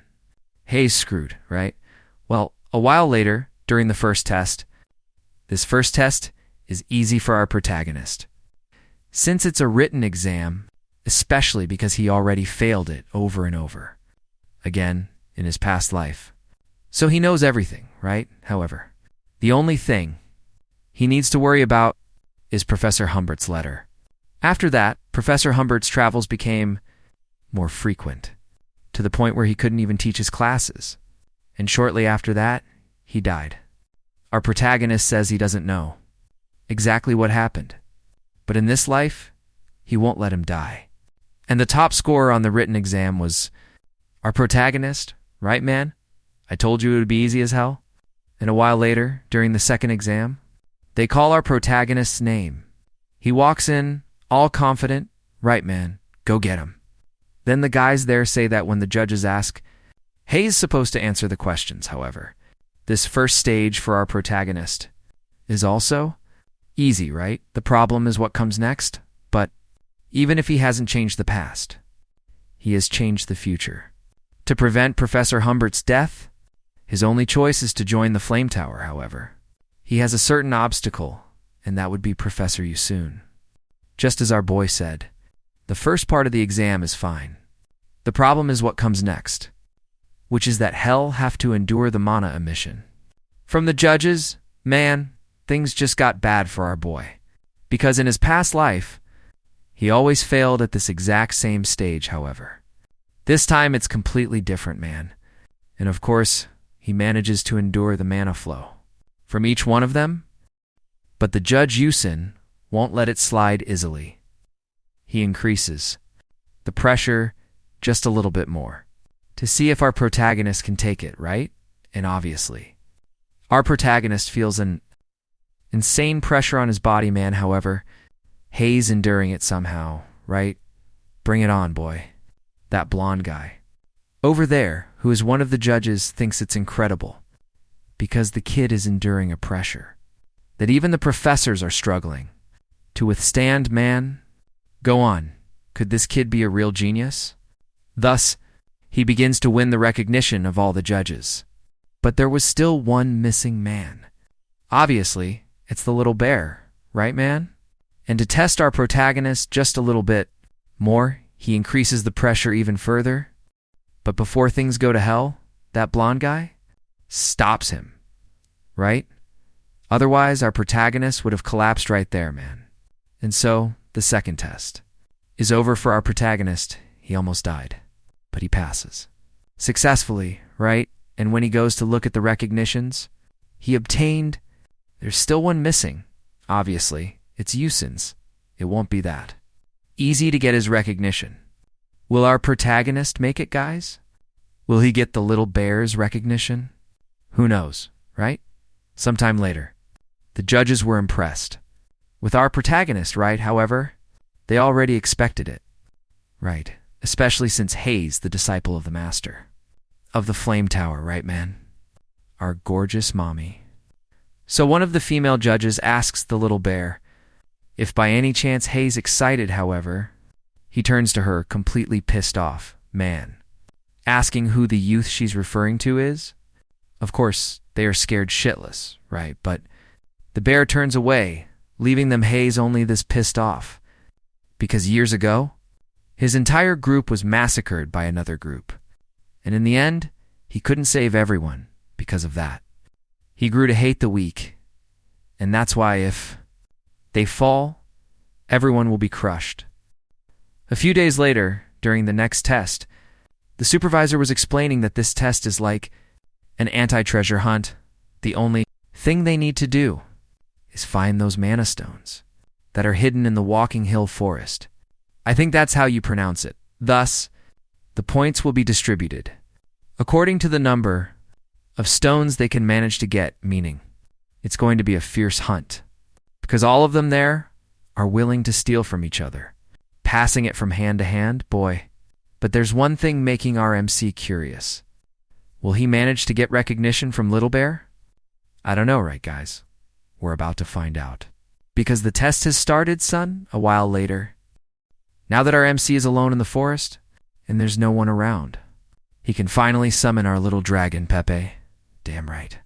But no matter how many times I see this little creature, man, I will always find him cute. So, he asks our little dragon to try and find those mana stones. Because according to our MC, creatures from another world, spiritual creatures can feel even the weakest magic energy. In other words, Hayes going to use our little dragon as a map. Yep, and after that, it's just flying and flying through the forest. But while they were walking there, our character noticed a magic circle on a tree. Meanwhile, in a certain place, a man in a black cloak was asking a chubby guy in a very subtle way, "Right, man? Where did the mage he was dealing with go?" But the guy says he doesn't know. Right, he only negotiated a few things with him. And that was it, just what was necessary for alchemy. Only that, according to Professor Humbert. I don't know if you guys noticed, but this here is Professor Humbert. The mage to whom the chubby guy sold the formula belongs to a ritualistic cult, boy. In other words, a necromancer. Holy crap. But the guy gets a bit confused. Right, mostly because he didn't know about this. But Professor Humbert slams him against the wall and asks if he knows. What happens to people who help Actually, the animal said, a cultist, damn necromancer. In other words, this is treason against the kingdom. He's going to ask just one more time, where did the mage go? But the chubby guy really seems to not know. The only thing he knows is that this certain mage went after a woman who has a disciple because he wanted to burn him. Damn. Why so aggressive? And because of that, he went there to confirm the face of this disciple. In other words, it's our MC, and obviously. After seeing that, the professor dashes out instantly. Because if this occultist has a grudge against the master, she isn't the only one. Who is in danger? Because Russell is her disciple. To tell you the truth, not only are those two in danger, but all the students taking the test at this exact moment are in danger. Boy, going back to the tests. A kid was getting a bit stressed out there because he couldn't find a single stone. But while he was walking, there he got startled by something moving in front of him, so he uses a wind arrow and launches it right at the creature with everything. And after hitting the thing, he was turning around to get out of there, right? But Since some people were just born to be stupid, right, man? No, seriously, that thing he shot the arrow at is actually standing behind a mana stone. Man, just get out of there, bro. You're going to die, bro. But when he went to get close, the thing wasn't there anymore because the thing was already behind his back. Boy, and I already told you to get out of there. Man, he died, going back to our MC. He finally arrived at the location where all the mana stones are. But Hay's getting curious. Right. Something is wrong because, of course, that's a golem core. What is a broken golem core doing there, however? While our MC was analyzing the golem core, earth magic rushes right at him with everything, but he manages to dodge. Right, but it didn't end there, because, right, when he dodged the earth magic. Light magic was already heading in his direction, however. That's nothing to our MC, right, guys? You're well aware that the boy trained with our master? Right, our hot lady. However, as soon as he dodges the light magic, a water arrow flies in his direction. But our little dragon Peppy notices it and sets the arrow on fire. And of course, our MC wasn't going to just stand there, just watching, right? So he uses his fire arrow magic and launches it right at the light magic. Right? And boom, as soon as the dust starts to settle, the people who attacked our protagonist begin to reveal themselves. And of course, it's them. All the pranking students, recognized by the magic tower and mocking the way our protagonist treated them, or rather, even despite all of this, they still resort to cowardly tactics like this. But one of those guys gets pissed off at our protagonist, telling him to shut his mouth, because out of all people, how exactly did our protagonist manage to find the magic stones first? Since the location of the magic stones was definitely shared with them, how on earth did he manage to get here first, boy? The only way would be with a magical creature, boy. The blue-haired girl, whose name I still don't know, gets a bit curious. He has an elemental spirit, the wood lance. He must be able to find the magic stones before them, and the redhead guy gets a bit curious, too, right?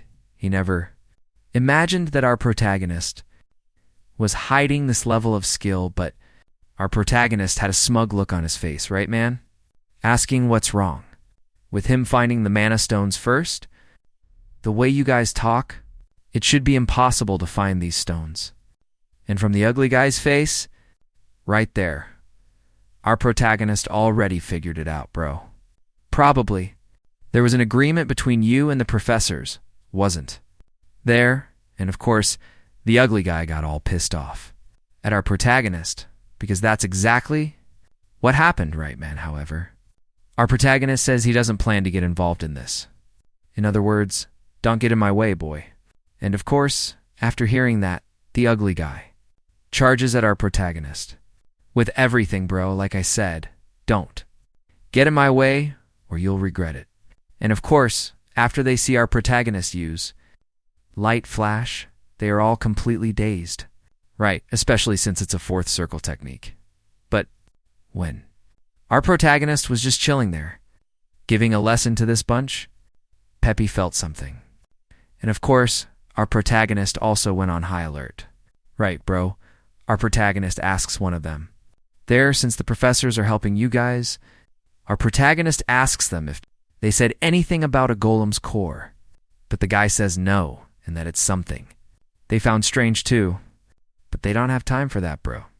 Because something is coming, and out of nowhere, we start hearing strange noises all over the forest. And when they look, it's the undead. And clearly this leaves them wondering, how on earth are there undead in a training ground? And that ugly green-haired guy gets terrified, thinking he has to run away, scared to death. He loses control and tries to flee, however. They were already surrounded, bro. But before they completely fall into despair, our protagonist uses an ability called Firewall. The green-haired man is impressed by this fourth circle ability, boy. However, they don't have time for him to keep admiring our protagonist. If they stay there like that, they're going to die, boy. Acting as a leader, our protagonist tells them to focus on just one direction and deal with any undead that pass through the wall of fire. Are we clear? But they just stare at our protagonist. Answer me. And after putting those pieces of trash in their place, they say yes, just like that. Everyone gets into formation, and they start destroying all the undead that pass through the firewall. However, this firewall is only a temporary measure. They have to find the sorcerer behind this. Otherwise, they're going to bite the dust right then.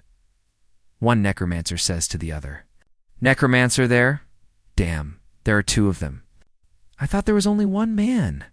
When he tells the other that the kid from the flame tower is there, the other one wonders how long he will last against this firewall is what we're going to find out. Right now, undead, profane beings summoned by cultists, and obviously seeking forbidden magic. In the past, there was a time when the master subjugated the cultists. Our protagonist wonders if they are remnants of that era. In other words, what could their objective be? And that's when our little MC realizes they are here because of him. And this magic the necromancers use, actually, isn't exactly magic. It's more like a type of curse. But unfortunately for our MC and the others, due to the nature of this magic, it consumes very little mana. In other words, if they keep going like this, they will run out of mana. And clearly, if they run out of mana, they will be at a disadvantage, bro. However, that is something our little MC cannot let happen. So, he tells all of them to use their mana efficiently and reduce the output while aiming for vital spots. While they were fighting against the undead, Raven tells them to hold on, because the judges will be here soon. However, the blue-haired girl says that's impossible, especially since the judges won't come. So, you ask her if it's not possible that they notice this evil energy. But she says no. They probably used a spell, similar to a barrier, to erase the presence of mana. And that's when our MC remembers. He saw something similar to this before, and that girl with a ton of green hair is almost wetting her pants, right, dude? Asking if they really have to deal with all those guys, man. Because let's be real, dude. The most arrogant one is that big clown. Right after that, that blue-eyed girl starts doing exactly what our MC said. She reduces the size and makes the edges sharper, and bam. She hits two boneheads right in the face. Goodbye, boneheads. And the redhead starts doing the same thing. However, the only one who isn't doing anything is that green-haired coward, right? The necromancer is like, impressive, wow, because they realize they need to reduce their mana output.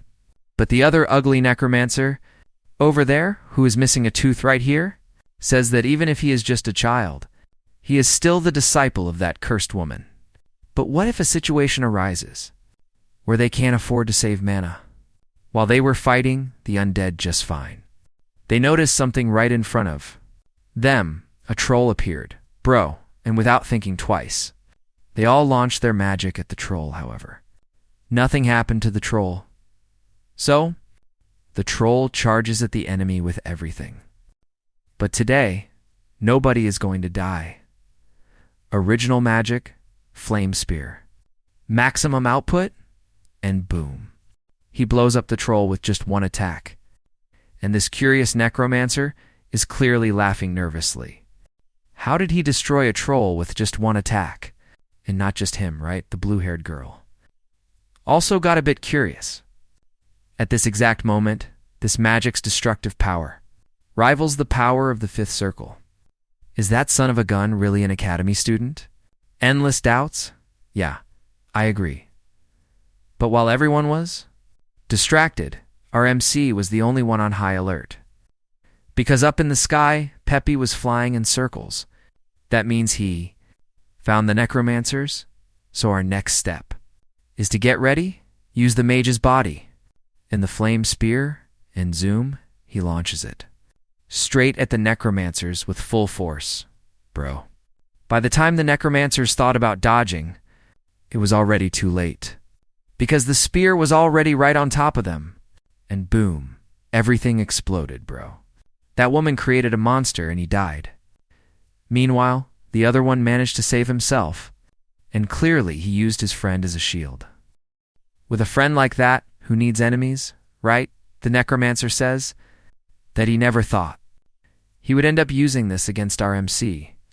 And when our MC looks over, the guy is surrounded by hostages, bro. Now things have gone bad. Right, but meanwhile, returning to the judges, Professor Humbert finally arrived. He arrived screaming there that all the cultists have made their move, and they are after Russell. In other words, all the candidates in this exam are in danger. This leaves Yusan furious, man. How dare they do something like this right under my nose? I will kill them, going back to the necromancer. Hayes telling our protagonist that if he tries anything, everyone will die. And of course our protagonist is thinking right about how he cursed. The other candidates probably to stop them from casting a spell, and even if our protagonist manages to attack them using light flash, if he can't stop its movement, clearly everyone will die.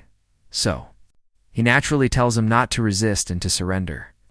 And after hearing that, our protagonist is certain that, as expected, he was the target. So our character starts walking toward the necromancer. The necromancer finds it impressive. Risking your life to save your friends? Friends, when you are weak, you are weak. When you are strong ignorance. Despair and envy these guys are. Just envious anyway, you wouldn't understand all this. Because this is the duty of a guardian, to protect those who need it. And after hearing that, the crazy guy burst out laughing. Man, the guy went total Joker mode. Did a man tell you that in a world of survival of the fittest, you talk about duty and justice? That is just a facade of the weak. Boy, however, our protagonist shuts him down, calling him out like, always. Right? And that's coming from a person who hides behind his soldiers. And of course, after hearing that, the man gets completely furious with our protagonist. So, Hayes going to let the bones hold our protagonist, because he himself will finish off the boy, however. That was exactly what our protagonist wanted, even if he can't cast magic. There is still a magic that can be invoked. Without being cast after he completed a quest, he won an extra reward. He won a ring, which means a magical artifact. Cloud Ring, truly. It has the shape of a ring, but it transforms into a thundercloud. In times of need, skills and powers are released, in tandem with the user's growth. In other words, the necromancer got wrecked. He thought he had beaten our protagonist. That was when he realized he got screwed. Bro finished them off, crushing lightning. Lightning conjuration, and boom. He hits the necromancer dead, bro, thus undoing his magic. And as soon as our protagonist defeats the necromancer, that blue-haired girl saves our protagonist and says that he should call the judges. However, our protagonist says that the judges will arrive shortly. And of course, she gets a bit curious. Right, how are they going to know about this situation?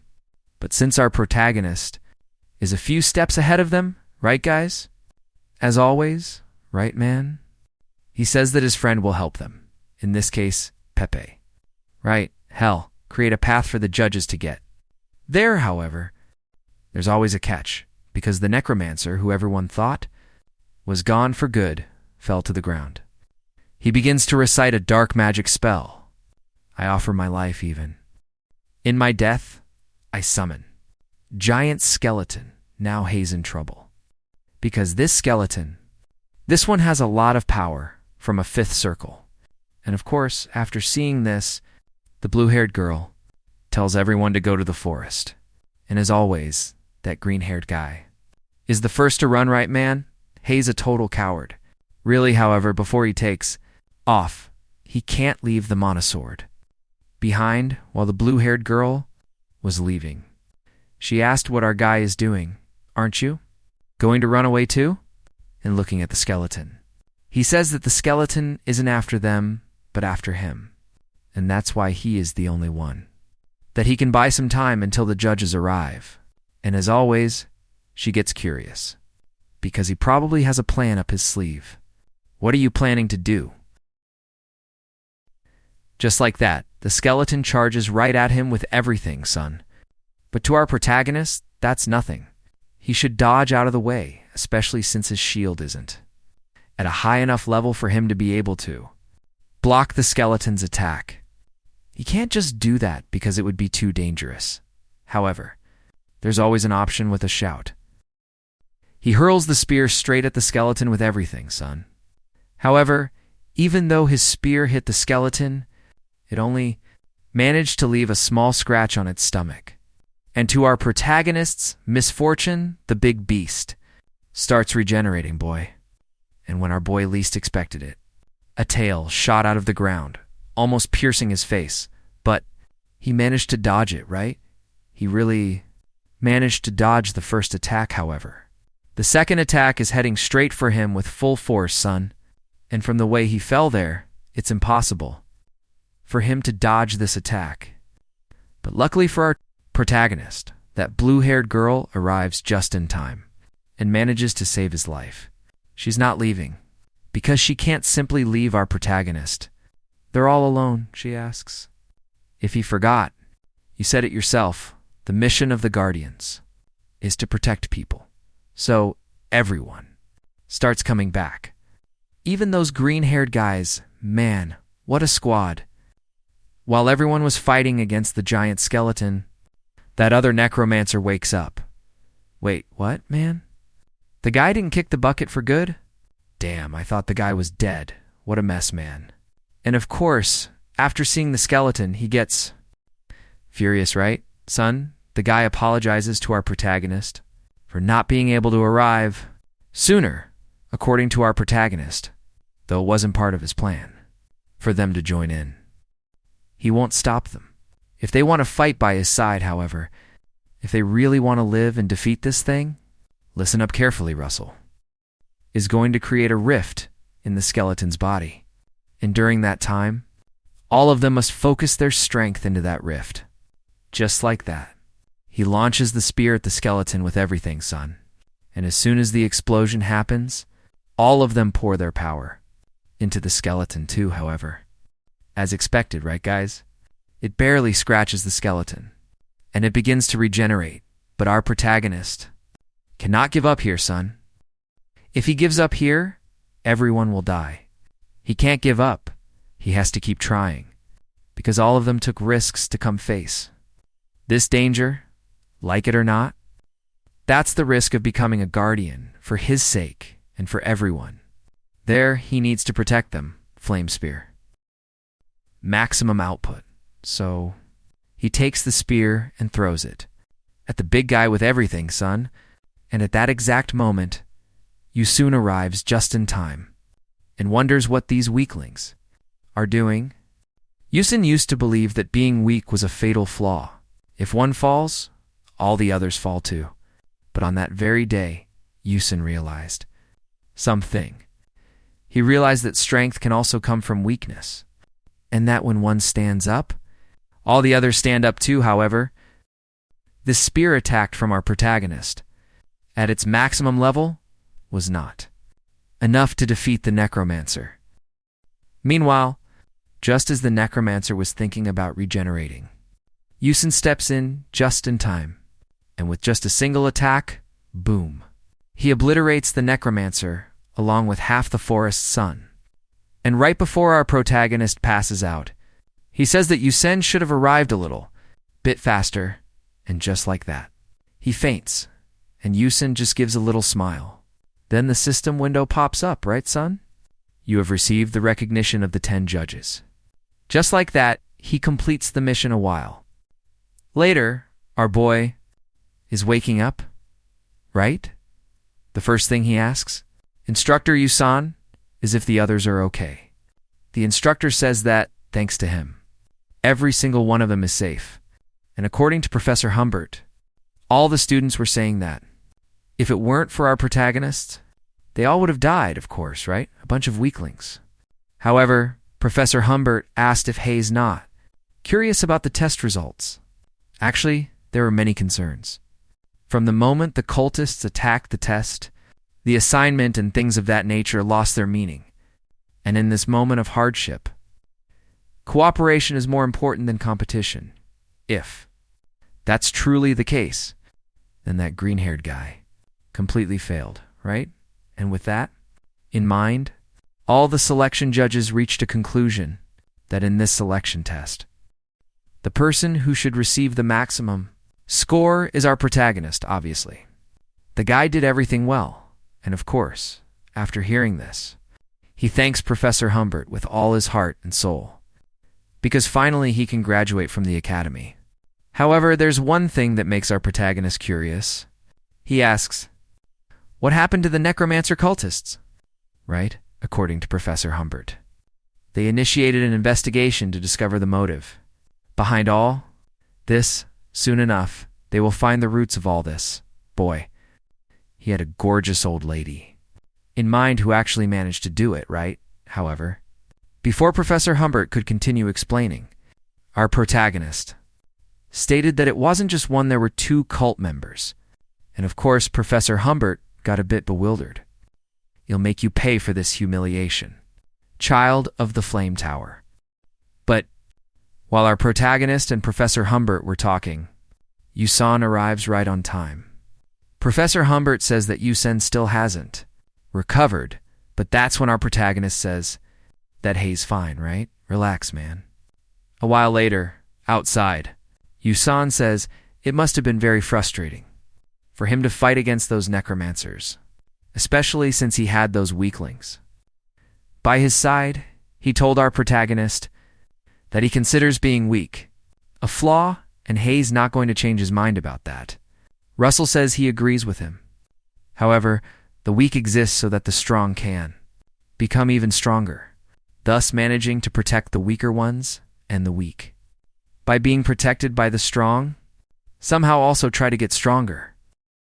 Therefore, in the end, nobody falls and we all take a step forward together. The little bear gives a small smile and says that it's not a bad answer. Then he throws something to our protagonist and says that robe is the robe of the Flame Tower. However, don't get ahead of yourself, kid. If you want to enter the Flame Tower, there's still a surprise test. Our protagonist gets a bit bewildered. Right. Especially since the selection test has already passed. The only thing our protagonist needs to do is try to push the little bear out of that circle. And obviously, he can use any type of magic, right, man? If our protagonist manages to push him out of that circle, even if it's just a little bit, he wins. However, in case our protagonist fails, there will be a price to pay, so think carefully, kid, so you won't regret all of this. But without Yuzen noticing, our protagonist takes a small stone and swallows it down, right, man? You're not going to take that back, right? You said it yourself. I can use any type of magic, right? Meanwhile, on the inside, Professor Humbert feels an insane pressure and wonders what on earth is happening outside. And returning to the battle of our protagonist and the little bear, from what it looks like, our protagonist managed to make the little bear step outside the circle. And of course, the little bear is impressed because, wow, I was using magic armor, equivalent to the 5th circle. And even so, he managed to push the bear out of the circle. Man, the boy is insane. Man, take that, but to put an end to the game. Professor Humbert arrives there, completely furious. Man, asking what on earth Hei's doing? Especially since our protagonist hasn't fully recovered, however. The little bear says that this whole tradition is the Flame Tower's way. He doesn't have anything better to do, right? Stop acting like an old man, you geezer. And of course, after hearing that, little bear gets super mad at him, right, son? And then after arguing, here with little bear, he tells our MC that Hei's really sorry and apologizes for little bear. Look, our MC is totally fine with it, right? He tells him to relax. However, there's one thing making little bear curious, because out of all the rookies who have taken this test that he created, our MC is the very first one. to manage to invoke artifacts in origin magic and also summon a spirit, son. And of course, after seeing that, the professor is going to get a bit curious. Right, he managed to summon a spirit. Ah, if you think otherwise, he just summons Peppy. For them to see, right? As soon as they see him, they find him super cute, man. Ah, there's no way around it. Even they find him cute, man. Anyway, he gives him a little pat. Well, a few days later, our MC is giving his speech at his graduation. A while later, Professor Humbert said that his speech was incredible, worthy of a veteran, and of course, our MC calls him Professor, and thanks him, right? However, Professor Humbert says that since Hayes no longer a student, he can call him Senior Brother, okay? Senior Brother, then Professor Humbert asks if he has a place to stay in the capital. Russell says Hayes thinking about getting a small room on the outskirts of the royal capital and taking advantage of the moment. Professor Humbert asks if he wouldn't want to stay at his mansion, especially because he can't go home until his contract ends with the academy. And clearly, our MC wasn't going to refuse, right? But he asks if it won't cause any trouble for him, but Professor Humbert says it's completely fine. So, that's great. Thank God. Sometime later, our MC is packing his suitcase to finally head to the capital. However, while he was packing, the little window pops up, right? Congratulating him on graduating from the academy. And as always, he received a mana stone. Right, but this time it's a high-grade one. Sun, and also the same map from last time. Mission. Go to the location marked on the map and resolve the following mission. According to our protagonist, there's no way he could forget that place. A forbidden island, where humans have no business going, Curio Island. An island that is full of monsters and magical beasts. I didn't get that ending. I didn't get any of it. It's an extremely dangerous island, where you need to have at least the 6th magic circle to manage to venture onto that island. And of course, our MC is a bit curious. Right, because out of nowhere, an opportunity like this appeared. What could it possibly want from our MC? And he refers to that horn, right? The one that entered his body. Back then, does it just want our MC to simply get stronger? Who knows, right? A few days later, Yusen was asking our MC if this is his first time in the capital. But of course, our MC says no. Right, he has already been there before. And with that, Yusen realizes he asked a dumb question. Since he is a Raymond. Right, of course he has already been there, so our protagonist has a question for Little Bear. It's about Professor Humbert's mission. He asks if it has anything to do with the occultists. Little Bear gives a little smile and says the boy is quite sharp. He says yes, that Professor Humbert's mission is to track down the remnants of the cult. However, Yusan wondered if it's correct to call them remnants, and out of nowhere, our MC says he wants to help. With this mission of Professor Humbert's, Yusen gets a bit curious, right? You want to track down the cult, but when he looks at our MC, he realizes he isn't joking, especially because his eyes are very determined. So that's it, boy. If you're a man, you need to dream big. He says he will tell him more about it later. And of course, our protagonist thanks him, right? However, hell only tell the master if our protagonist learns the magic that he teaches before arriving at the royal capital. The name of this magic is superheating, a magic that can kill with just a single blow. Yusen explains that this magic spell, or superheating, concentrates your magic power onto a single point to finish off your enemy. In just one strike, it's basically like pulling back a slingshot. He needs to gather his magic with force and then release it right away. Yusan asks if he can do it. And so, our protagonist began his journey to try and master superheating. Thus he tried and tried for days and days. And in the end, boom, he managed to use superheating and opened up a crater, bro. Do you think that's impressive? Because adding superheating to your own original magic You've never seen anyone with as much talent as our protagonist. However, the price for using this magic is quite severe, right, bro? Superheating consumes concentration, increases the intensity of the magic. And because of that, our protagonist has to be careful of an enemy counterattack right after using it, and according to our protagonist, in this case, it would be too risky to use it against a strong opponent. But Yusen says not necessarily, because according to him, the best defense is a strong offense. However, just as you yourself said one day, an opponent much stronger than you might also appear. However, the strongest tend to underestimate the weakest, and that is the exact moment when your trump card will determine the outcome sometime later. Our protagonist was thanking the Tower Master, because thanks to her, he managed to make it this far. She just welcomes him, right? And for some reason, coincidentally, it seems our protagonist's visiting hours coincided with the Master of the Tower of Lances. This long-haired guy with glasses here is Alan. Alan? I don't know, man. A mage from the Tower of Lances, and the old man there, who is obviously the Master of the Tower of Lances. Is Melvin? I didn't quite catch it. The old man gets a bit curious, wondering why it was marked on his schedule that he would go there. That's when the old man realizes, right, that our master just wants to brag about her new disciple. She says, "Of course, man. Obviously that's why, right? Because according to our hot old lady, our boy is already a hero who defeated the cultists at such a young age."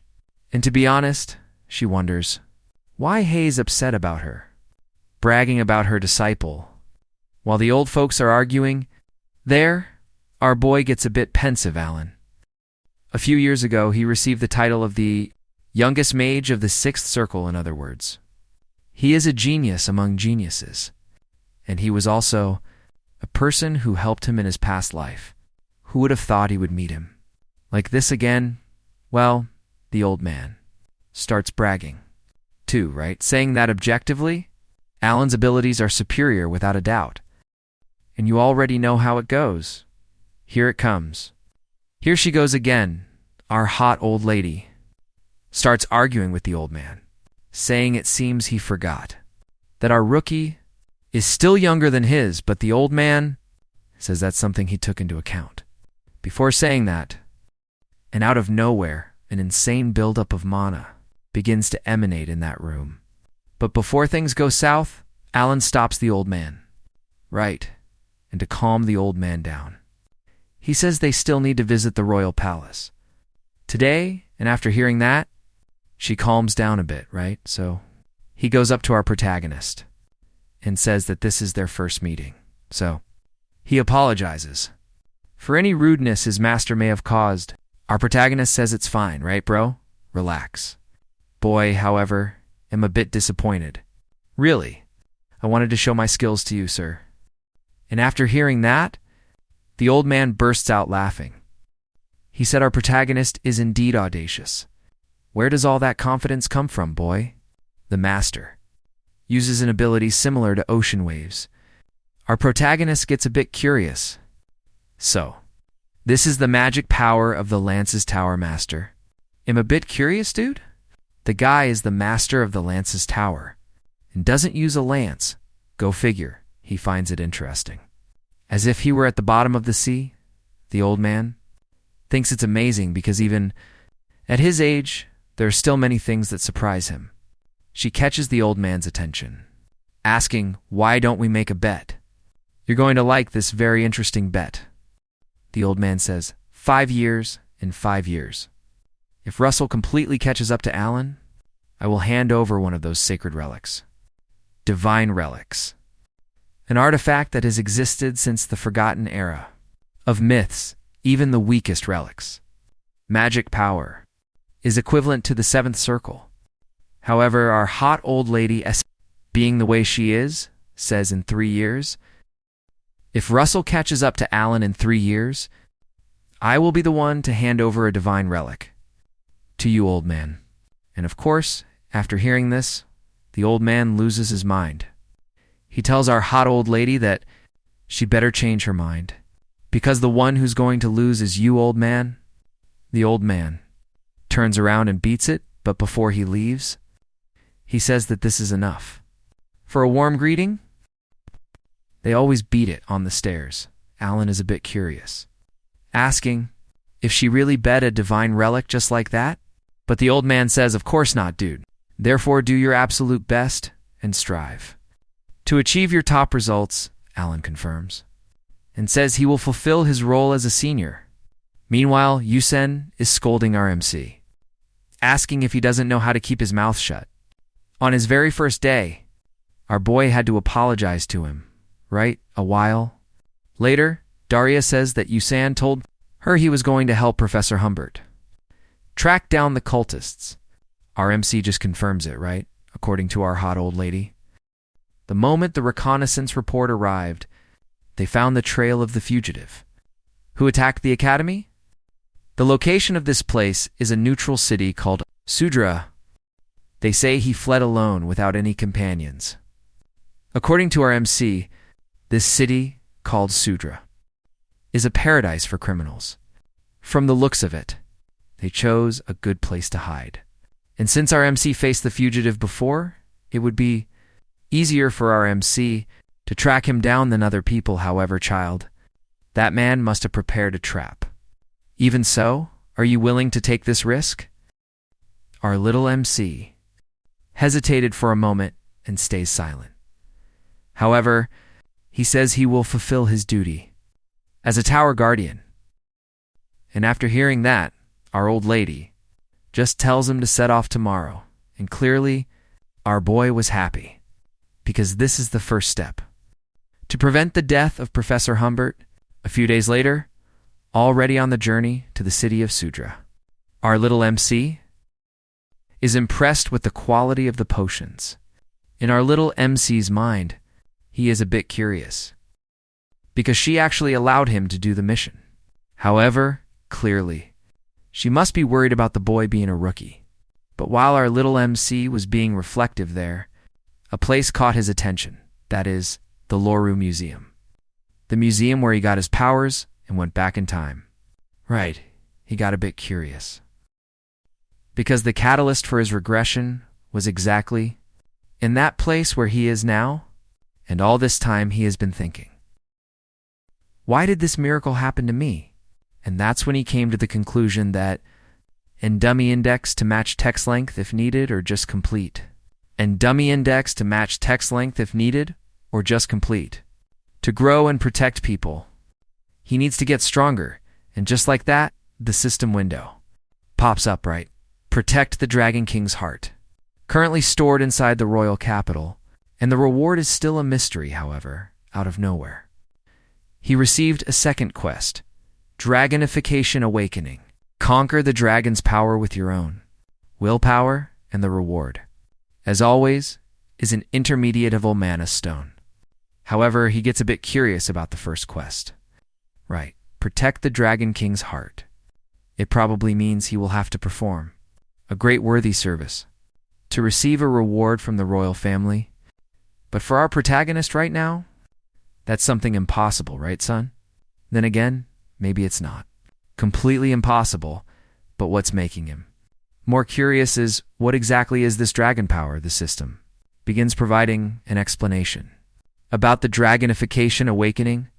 Just like that, an insane amount of mana starts emanating from our protagonist's body, and he gets a bit curious, because he has already experienced this before in the last battle.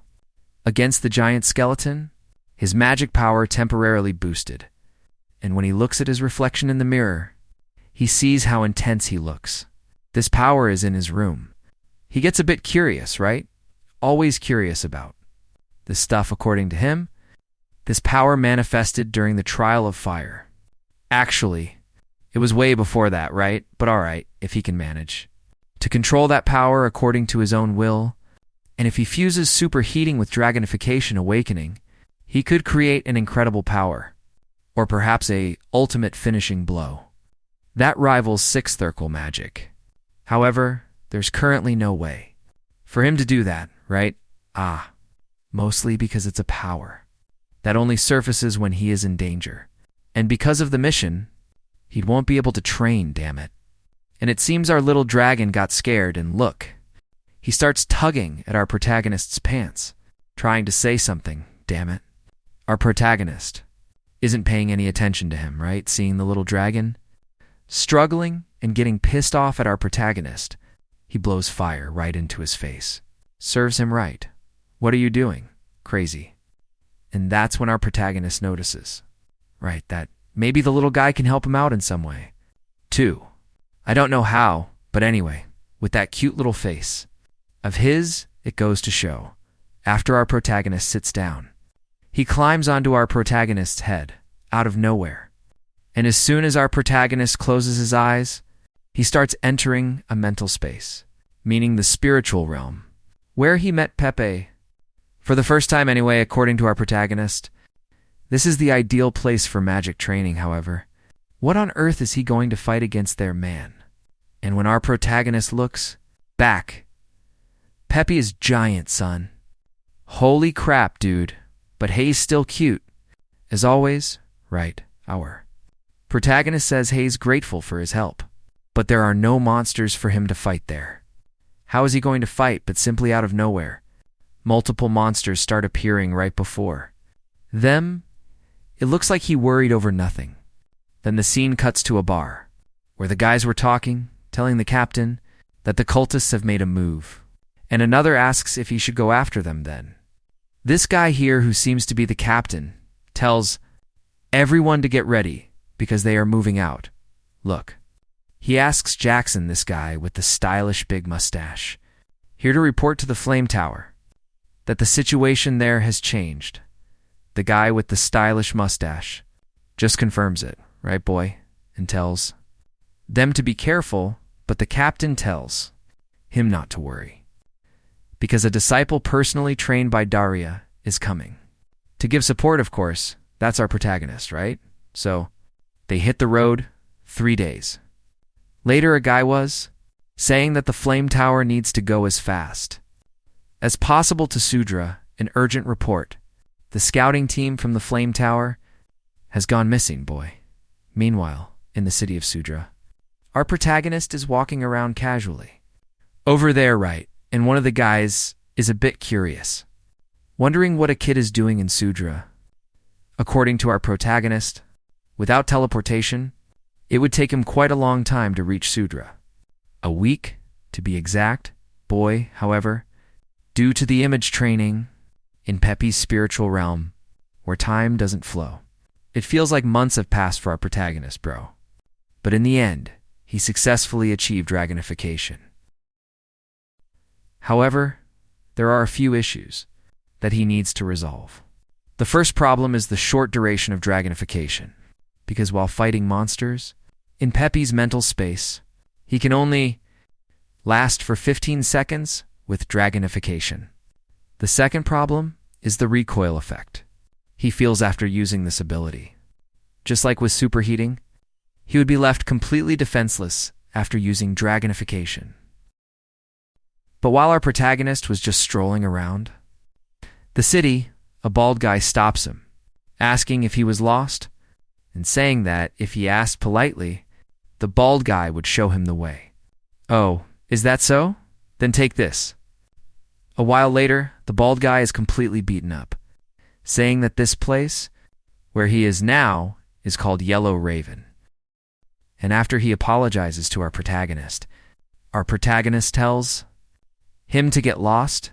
Stepping inside, a guy with a stylish mustache asks what he wants. Our protagonist says he wants a 37-year-old headshot mixed with a 12-year-old drink. The other guy next to him says, "Hay's crazy man, a drink like that mixed with an alcohol content over 70%, you must be looking to die, crazy guy." Ah, but our protagonist, he says that indeed drinking that much alcohol could really kill him. However, this is a secret code of the Flame Tower. The mustache guy is impressed, because who would have thought that such a young man like our protagonist is a member of the Flame Tower? So we need to set up a sound barrier around, Jackson is Jackson. The name of the mustache guy? I think so, man. In other words, nobody can overhear their conversation. Jackson mentions that he was deployed here as the person in charge of the secret office of Yellow Raven. We also need to report to that oracle atop the flame tower, and blah, blah, blah, blah, blah.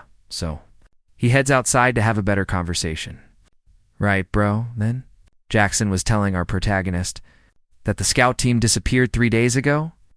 According to their last report, the scout team was pursuing the cultists through the desert ruins. So our protagonist asks if they fell into some kind of trap, but Jackson says they aren't foolish enough to fall into that kind of trap. Then Russell asks if they have a map showing the way to the ruins, but Jackson is a bit taken aback. A map. The ruins are not a place you can just go to by yourself, kid. The ruins where the team vanished are dangerous because they are close to the Empire's border. And of course, our protagonist gives him a stern look. Bro, this guy doesn't trust me since that's the case. How about this, my friend?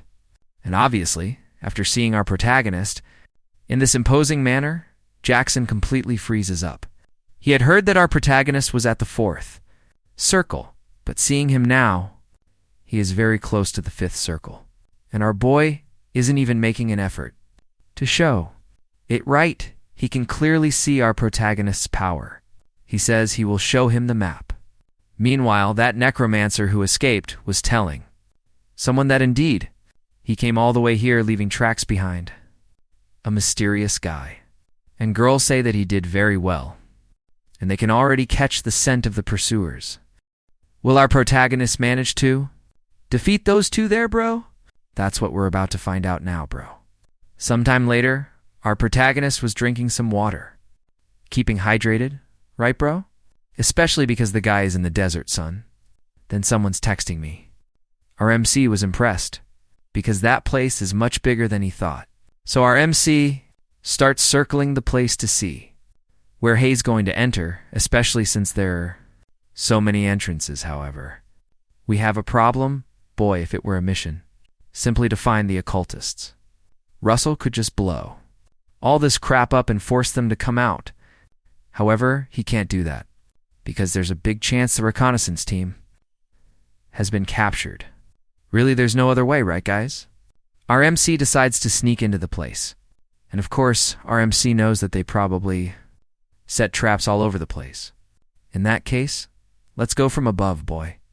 And as soon as Russell gets inside, he is impressed because there's a giant mural of a dragon and a black-haired warrior, and he gets a bit curious.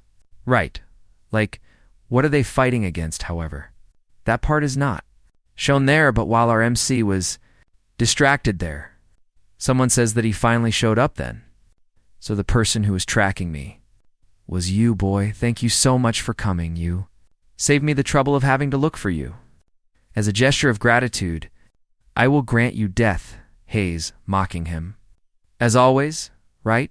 Russell tells him that for a fugitive, Hayes being way too arrogant. A necromancer was the only one who escaped from the dead. Attack our MC. And according to the necromancer, these corpses are elite soldiers who died during the war. They are incomparably stronger compared to the last attack at the academy. This is where your grave will be, boy. Yeah, right. And to protect himself, as always, Russell uses something more advanced than last time, firewall. However, this time something is different, because during this time he spent in Pepe's mental space, he trained other things besides dragonification. In other words, his magic is much stronger than before. He will expand the existing firewall magic and add the vector formula to it, thus creating a new magic called fire waves. And boom, he destroys the entire necromantic army. The necromancer gets totally glitched, right? How did he get so strong all of a sudden? Found you. Wow, our boy is tracking him down, son. Take that. And after hearing that, the necromancer gets even more glitched. How did this boy learn the flame detection magic? Look, son, I won't even tell you, this guy has hacks even in his soul. Being as weak as he is, he keeps hiding behind the undead. He thinks about running away, but it's already too late, son. Our MC charges right at him with everything now. And boom. Looks like the necromancer has reached his limit. Damn, man. I thought the necromancer was stronger. But hey, he's a piece of crap, right? Our MC goes towards him. Tells him to surrender, however. The necromancer says that's impossible. Because he sold his soul. And even if that's not enough, in a way, he also sold his soul for his family. Meaning, he sacrificed everything. And after he says that, 2 assassins appear behind our MC's back. And clearly they thought they were dealing with a soft target. One of the mages tells the necromancer that even though he tried to act as bait, he is simply pathetic. The redhead says he looks like a dead rat. That suits him? Damn, that was harsh, man. The other one actually says that boy, he is the disciple of the master of the flame tower, which means he is our target. And after hearing that, they get furious. Son, are you referring to that brat of Daria's? And after hearing them insult our hot old lady, wow, our MC gets furious here too. Everyone is furious. Don't you dare speak my master's name with that filthy mouth. Just like that. He receives a new mission. Fight the occultists. Capture at least one of the 3 occultists alive. Or eliminate them all. And after hearing that, everyone gets ready for a fight. With that, the redhead gets excited, right? Oh man, this purple-haired guy tells her. This must be a necromancer, right? Blocking the entrance. The redhead says it's been a while since she's been this excited. But there's one thing that leaves our protagonists curious. Right, because they aren't acting in the shadows with assassination techniques, but rather coming hidden seriously. They are different from the enemies that our protagonist has faced so far. And our protagonist asks them, what happened to the scout group that came here just now? We got a bit curious. 2, right? Scout group? But the crazy redhead tells our protagonist to stop stalling for time. Just like that. She has an ability called Demon Cannon Stinger, and she charges right at our protagonist. With everything, however. That's nothing to our protagonist, right guys? He manages to dodge icily. But as soon as he dodges, there's already a huge horn lunging at him, but he manages to dodge it easily as well, right? However, there's one thing that makes our protagonist curious. Do they really not know about the scout group? Or are they just pretending? Well, either way, there's only one way to find out, and that's by beating the crap out of them. So the redhead gets furious with our protagonist and tells him to stop running, charging, right at him with everything. However, this time our protagonist activates Flame Spear and pierces straight through her attack. The necromancer says that spear was the one responsible for destroying the giant skeletons. After hearing that, the redhead gets even more excited, just like that. She activates her new ability, Two-Handed Demon Clan Guard. And after that, she fuses both hands like this, creating a new ability, Demon Clan Claw Spear. She totally copied our protagonist, didn't she? She makes a bet with our protagonist to see whose spear is sharper. The purple-haired guy tries to tell her not to go alone, but it's too late, girl. She charges at our protagonist with everything anyway. She says, "This is ridiculous. Are you scared of a little boy? You're about to get destroyed." Our protagonist gets ready, and bam. He destroys her spear with just one attack. And of course she started catching fire, right? And out of nowhere, boom. Her neck was sliced off by her own ally. The purple-haired man says he warned her not to go alone. He tells our protagonist, "Even though I am your enemy, I recognize the boy's strength. So since it's like that, from now on, I will also fight seriously." Just like that, it's like a nightmare tale ability. According to the purple-haired guy, no matter how good our protagonist is, he can't block all the attacks coming at him. However, as soon as he blinks, our protagonist uses light flash, and appears right beside. Him got hit right in the gut, right? And using superheating. Boom. He lands the hit, and a while later, they're already going to find out. What happened, right, guys? Our protagonist is beating up the masked guy, man. To get information, right? Meanwhile, the necromancer is complaining that Hay's going to die. This and that, blah, blah, blah. But while he was whining, over there he spotted an interesting artifact. Meanwhile, the purple-haired guy tells our protagonist to stop playing around and just kill him already. Shut up. Just answer what you were asked, then. He asks the same question as before, where is the scout group?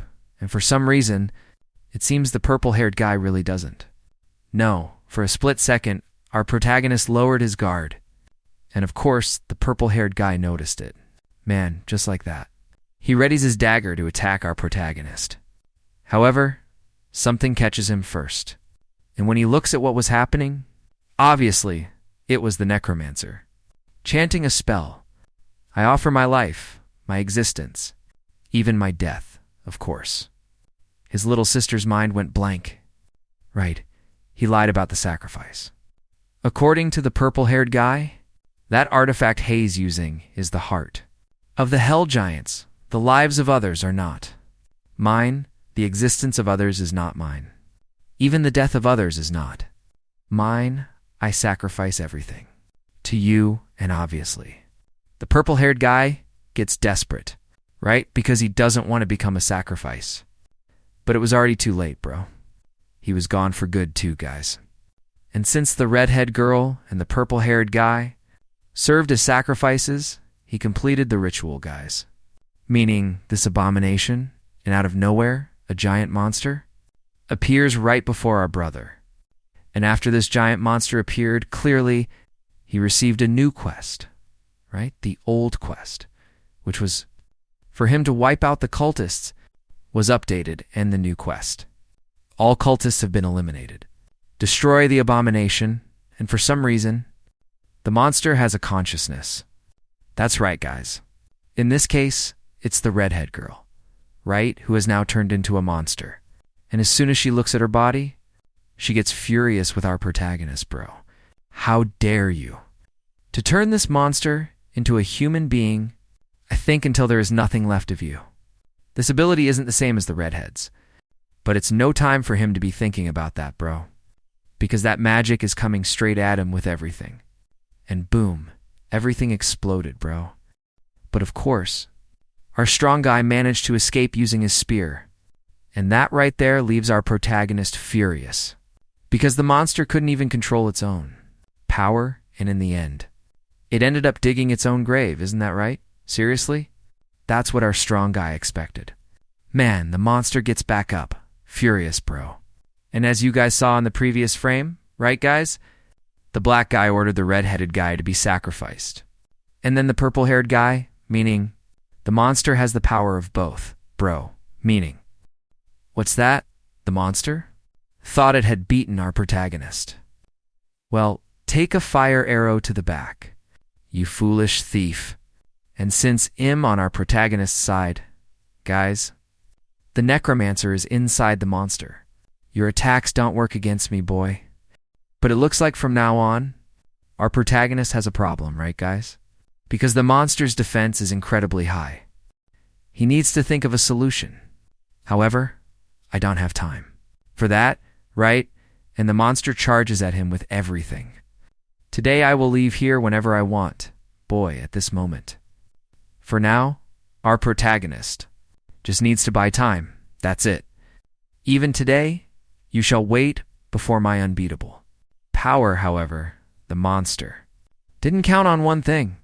Our protagonist summoned Pepe to help him next, with Pepe distracting the monster. It will be easier. Our protagonist uses the flame wave and boom. Ah, I hit the monster deaden. However, it had no effect. Right, guys? You idiot? Your attacks cannot harm me, however. When the monster looks around, where did our protagonist go? Now, just like that, Pepe appears right on time and uses a magic arrow, showing off. Meanwhile, our protagonist soars through the sky while planning his next attack. Now that Peppy has caught the attention of the monster, right? All that's left for our protagonist is to use a power with devastating penetration. In other words, superheating, along with Flame Spear. Boy, so he charges straight at the monster with everything, using superheating along with the Fire Spear, and instantly he pierces the monster's head. However, if it weren't clear, right? This is all for nothing.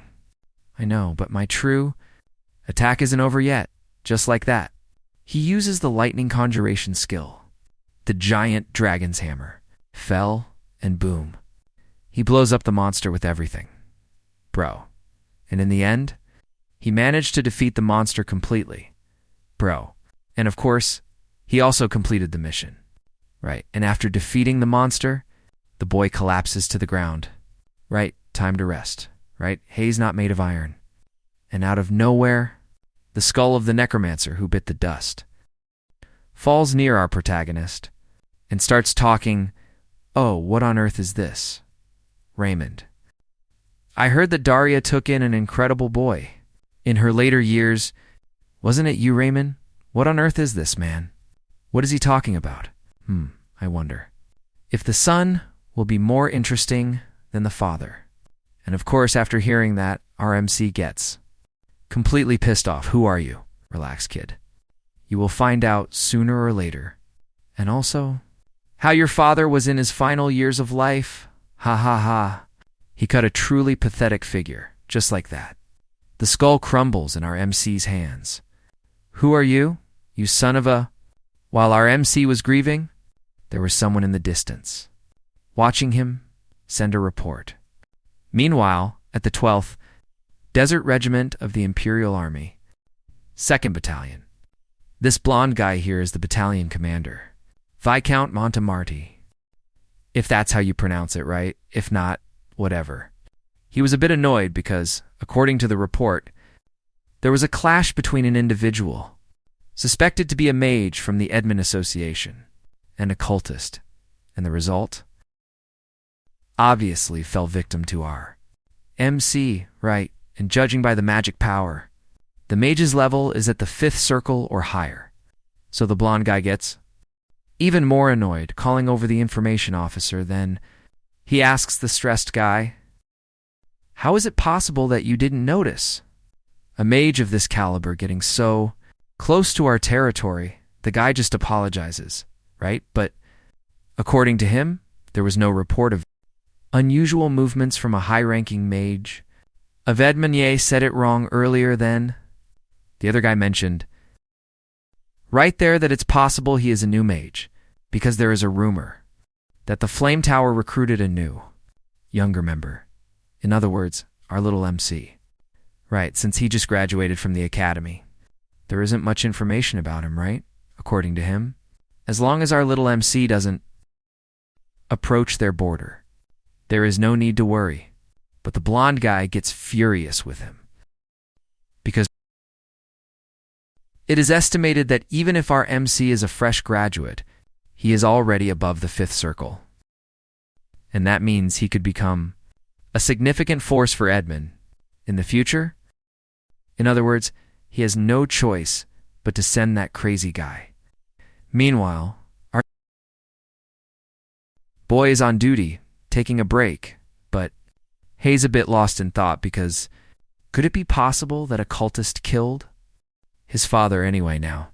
Is not the time for this, right? Because it seems our MC noticed that there are people following him, and they are probably a reconnaissance group from the Empire. You nailed it, you bastard. However, when our MC stands up, he spots a person far away, and out of nowhere, that person's body begins to glow. Suddenly, our boy dodges, because he knows something is coming in his direction, and in that instant, his face was cut, meaning that person used aura, just like that. He receives a new quest, an invisible enemy. For the first time, you have encountered an enemy at a level you have never seen before. Escape safely from the enemy's clutches. You can't believe it, because this person is Spando, a superhuman from the desert. Spando finds this interesting because he was aiming for our MC's neck. Truly, the report about you being a skilled fifth circle individual was actually true, man. This is serious. Now our MC is shaking in his boots, right? Because this guy is the disciple of the great Grandmaster Swordsman. However, the word that best describes this person is Spando. It's going to be fun hunting. You, Spando, a superhuman, finds it interesting, especially since our MC knows his name. Now, you can accept the moment of pain that you are about to experience. Now things have gone bad for our MC. And there's a little problem, right, guys? This guy uses a blood aura, in dummy index to match text length if needed, or just complete, and haze someone, our protagonist. We'll never forget, son, because in the past, just because, they ran into him. He brutally slashed the entire mercenary group and killed them. And of course, our protagonist bit the dust. Too, son, back then. The only reason he didn't die right away was because of light flash.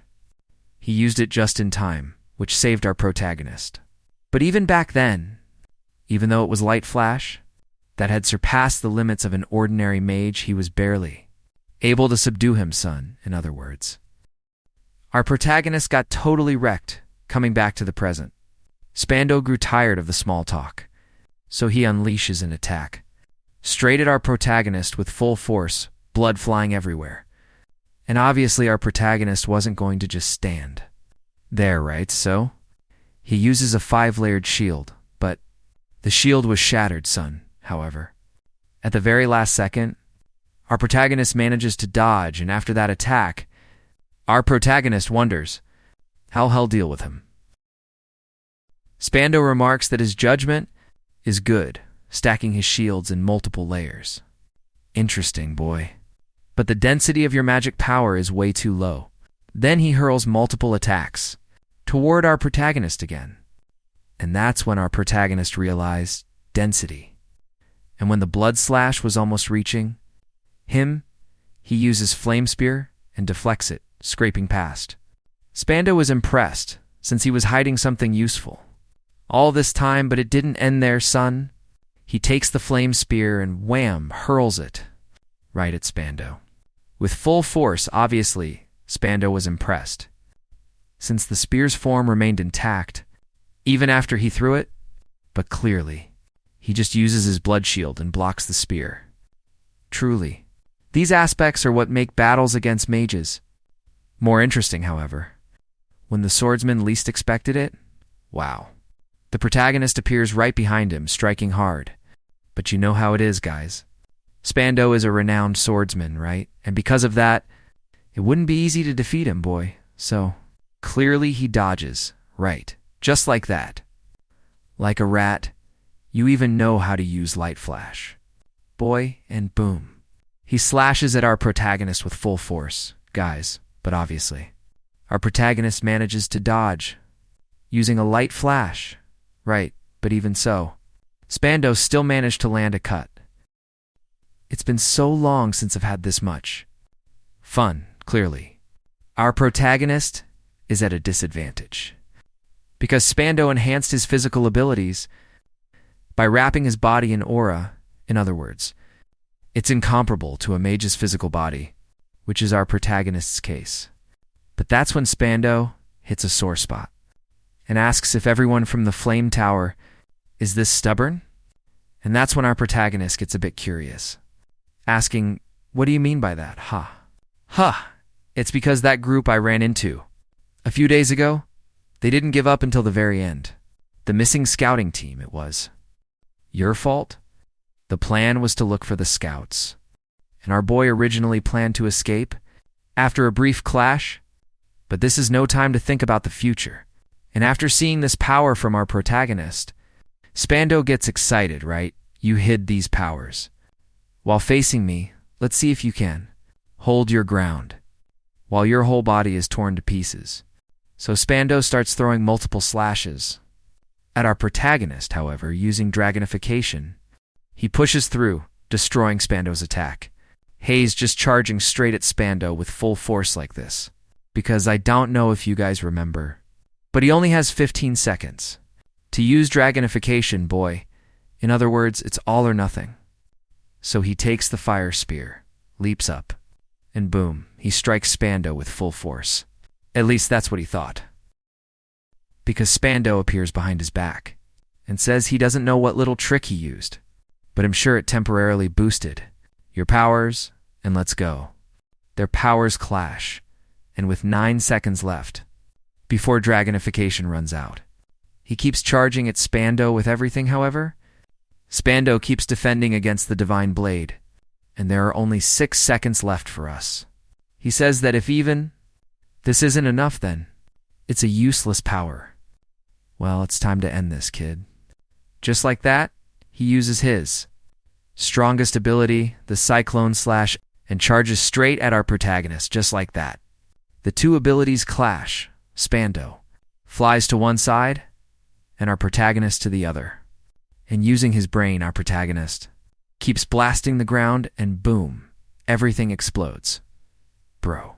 However, not even that was able to defeat Spando, guys. And with 2 seconds remaining, before dragonification ends, Spando is disappointed.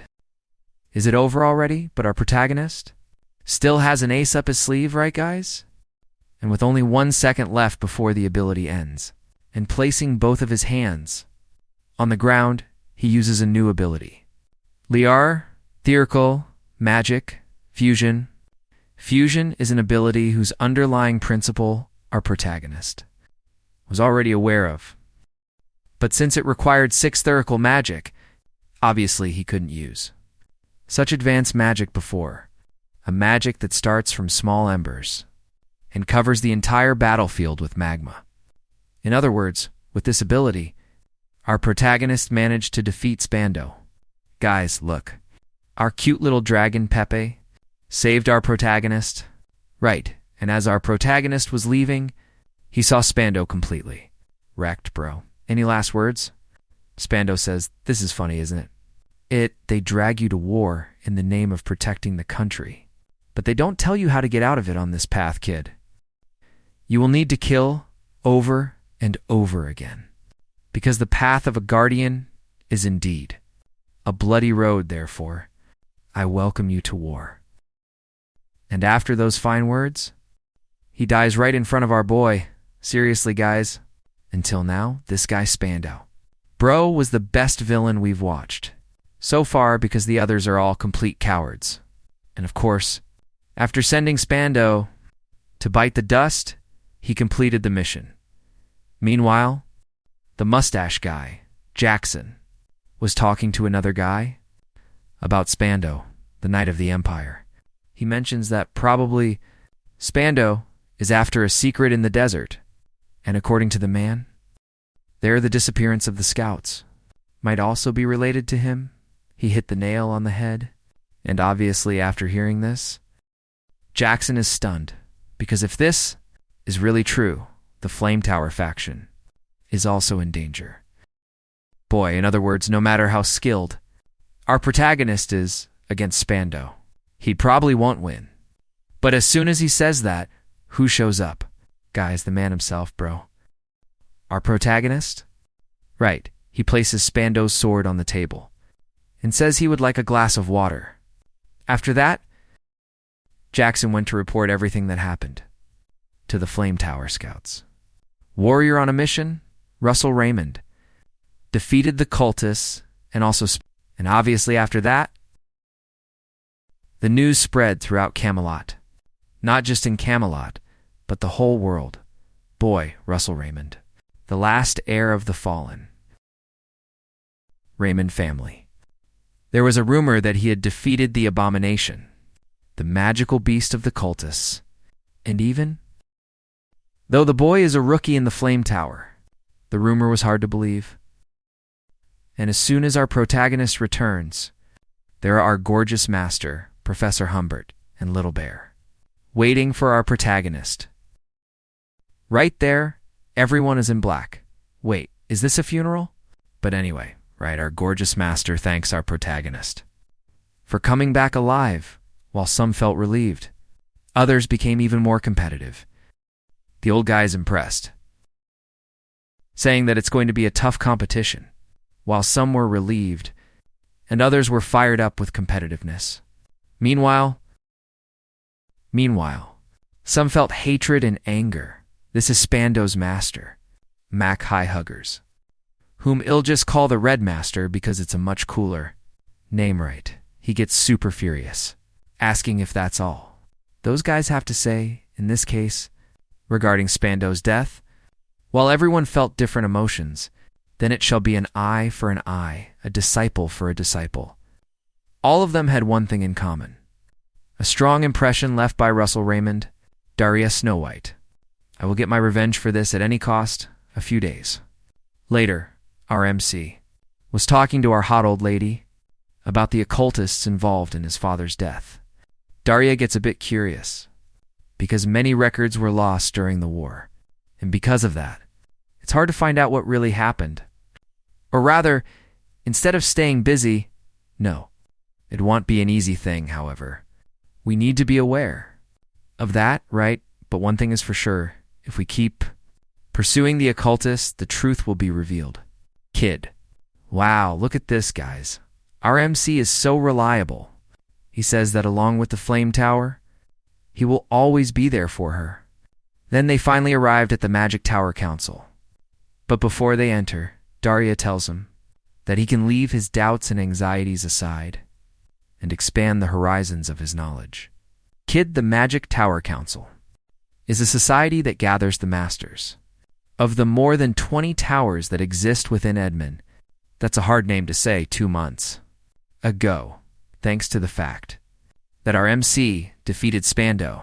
He was able to reach this place as the master's assistant, and that's even though Hay's a rookie. Man. But people stop him and say, so this is the boy they call the prodigy. It's an honor to meet you. Boy, our MC just says thanks, right? Meanwhile, a person far away says that it's been a long time. Indeed, it has been a while, Master of the Yellow Tower. This bald guy here is Nicholas Machiavelli. No freaking way. They copied the name right to his face. Man, definitely going to call him the bald guy? Because honestly, this name just doesn't suit him at all, damn. But anyway, right? Daria introduces him to our MC. She just says that he is the organizer of today's Magic Tower Council session. So, our MC bows and greets the bald guy, right? But the bald guy bursts into laughter and says he doesn't need to be so formal, especially since you completely wiped out the disciple of that wretched scoundrel that leaves. Our MC, curious wretched scoundrel? Mickey Highhergers, our Red Master. Right, according to our hot old lady, he is the sword master of the Empire. In other words, the man named Spando was his disciple. Boy, the bald guy gets excited, saying it was refreshing to hear that, boy. And while everyone was talking peacefully there about Spando and blah blah blah, the old man with the plant tattoos arrives. They're asking how our hot old lady is doing, and also the master of the Yellow Tower. And as always, our hot old lady and the old man start arguing, right? And obviously, after seeing the two Ultimers arguing there, the bald guy gets out of the way. Right then, the old man says that since Hay's here, she shouldn't forget the bet that they made, right? But our hot old lady says that, of course she didn't forget, right, man? That's a lot of course in one go, so the old man seems to be stirring up trouble. They're saying that his disciple is this and that and blah, blah, blah, blah, blah. But before things start going south, right, someone pulls him away, right? Hey, let go of me, you brat. I haven't finished speaking yet. Sometime later, finally, they're going to start the Magic Tower Council session. The main topic that they are going to address today is about the ruins that are obviously being excavated on Calvin Mountain. Of course, Calvin. According to the bald guy, the ruins appear to be from the era of the mythological age. The evidence shows that nothing has been looted. Yet, In other words, there's a good chance the relic is still intact. And I don't know what relic this is, right? No. Obviously, our boy gets a bit curious, right? So, he asks Daria, a relic from the mythological age. According to Daria, they might end up unearthing an artifact that will shake the times. Then, the bald guy says that this is why. They need the help of these. To people in this case, to protect the site. Right, master of the Lance's tower. And our brother, the master of the Flame Tower. I would like to ask this favor of you. Protect this place right away, everyone. Start saying that it's a good idea, since our protagonist has incredible skills, and blah blah blah blah blah. Daria gets all proud. Right, because people are saying, of course, after all. He is that person's disciple, however. Someone from the back. This guy here is Blaine Tyler Barry. I don't know, man. I think that's how. You pronounce it right. The master of the Red Tower. He is the guy who asks, do you mind telling us the reason? He mentions Alex Raymond. In other words, our MC's father. It's basically for this reason. Because of the defeat of our MC's father? No. Everyone gets annoyed with him. How can the son be blamed for the father's defeat?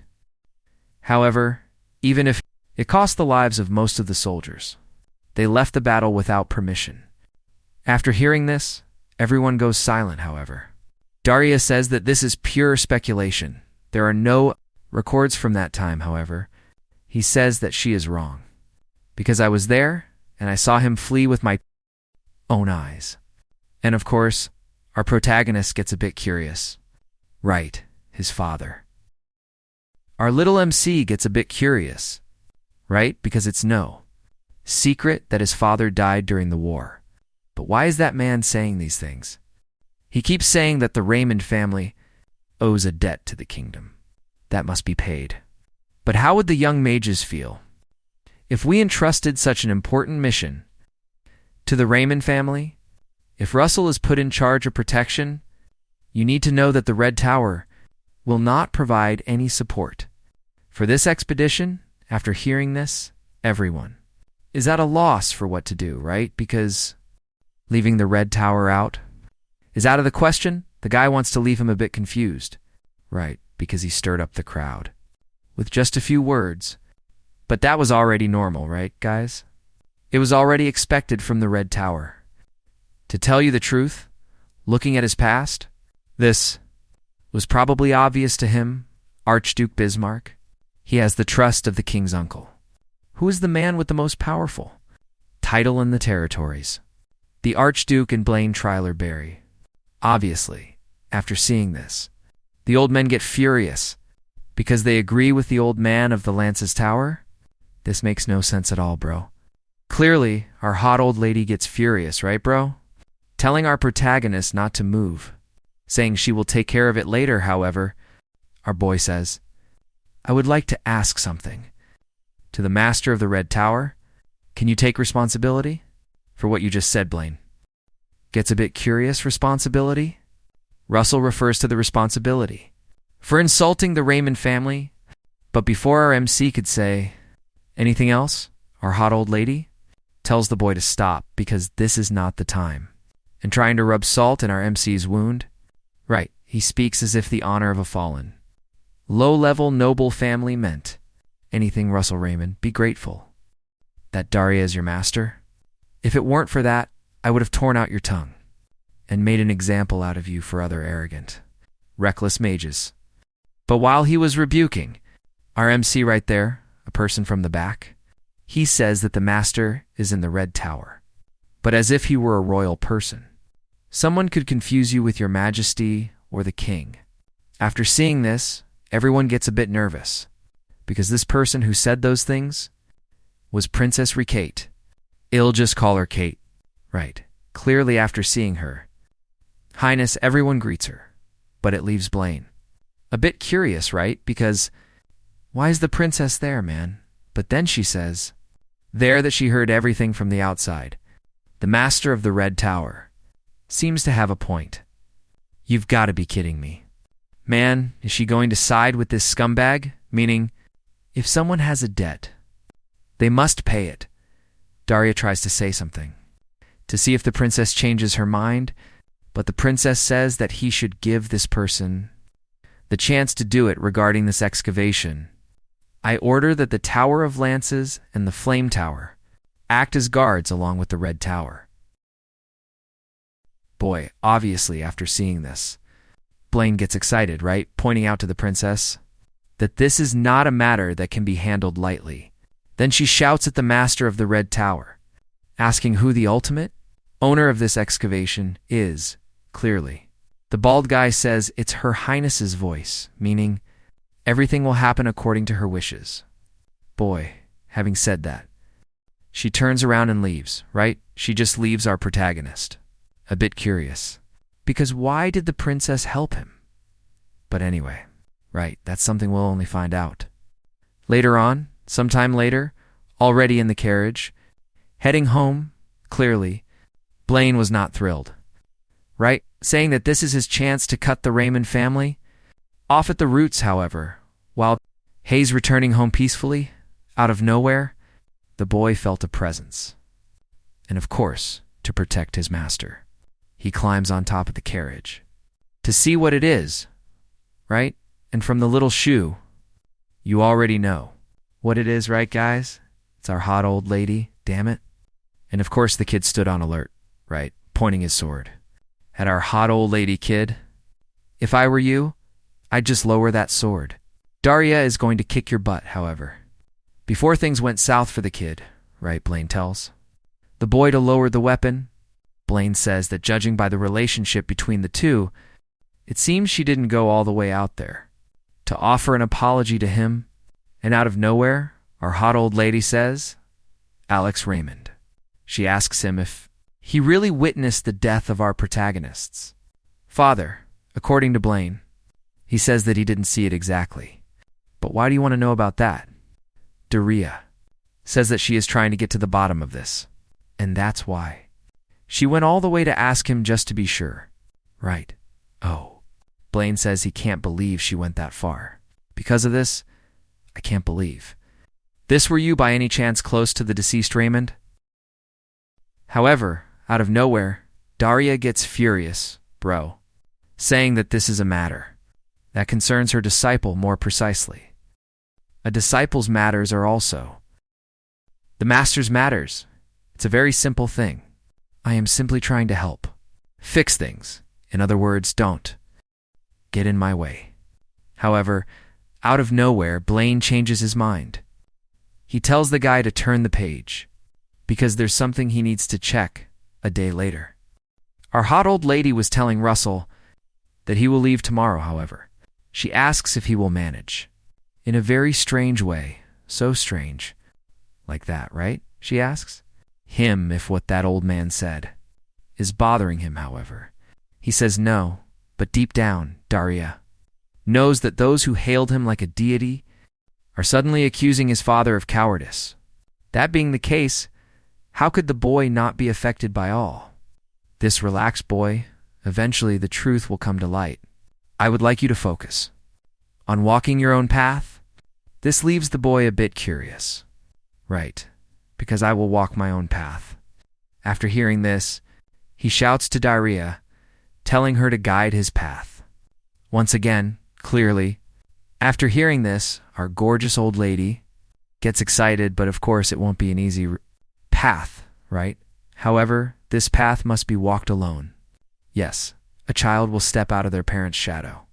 No matter how massive that shadow may be. 3 days later at Calvin Mountain, our protagonist finally arrived at the location, right? Damn, man. Why is it so cold here? And since it's freezing as hell out there, our protagonist uses some mana to warm up the place. While our protagonist was standing there observing everything, someone asks if he is Warren Stevens from the tower. The guy says he was waiting for our protagonist and tells the boy to follow him while our protagonist was walking around there.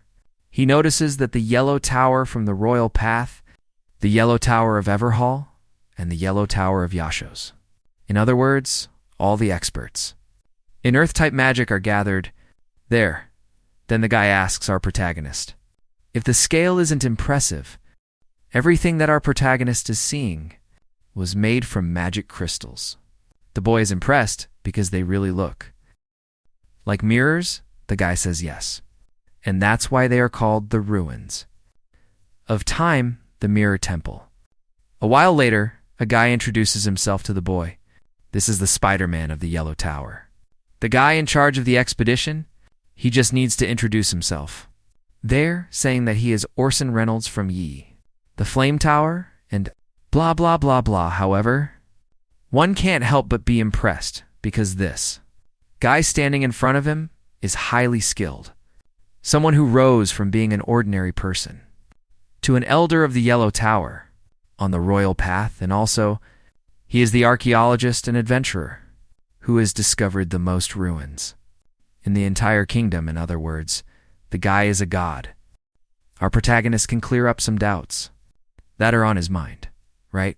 But while our protagonist was talking, there with the old man, out of nowhere, the alien? Wait, it wasn't an alien? Ah, screw it. I'm going to call him an alien anyway? The alien finally arrives there too, saying it's a pleasure to work with him. Look at that, man Hayes, a smart genius.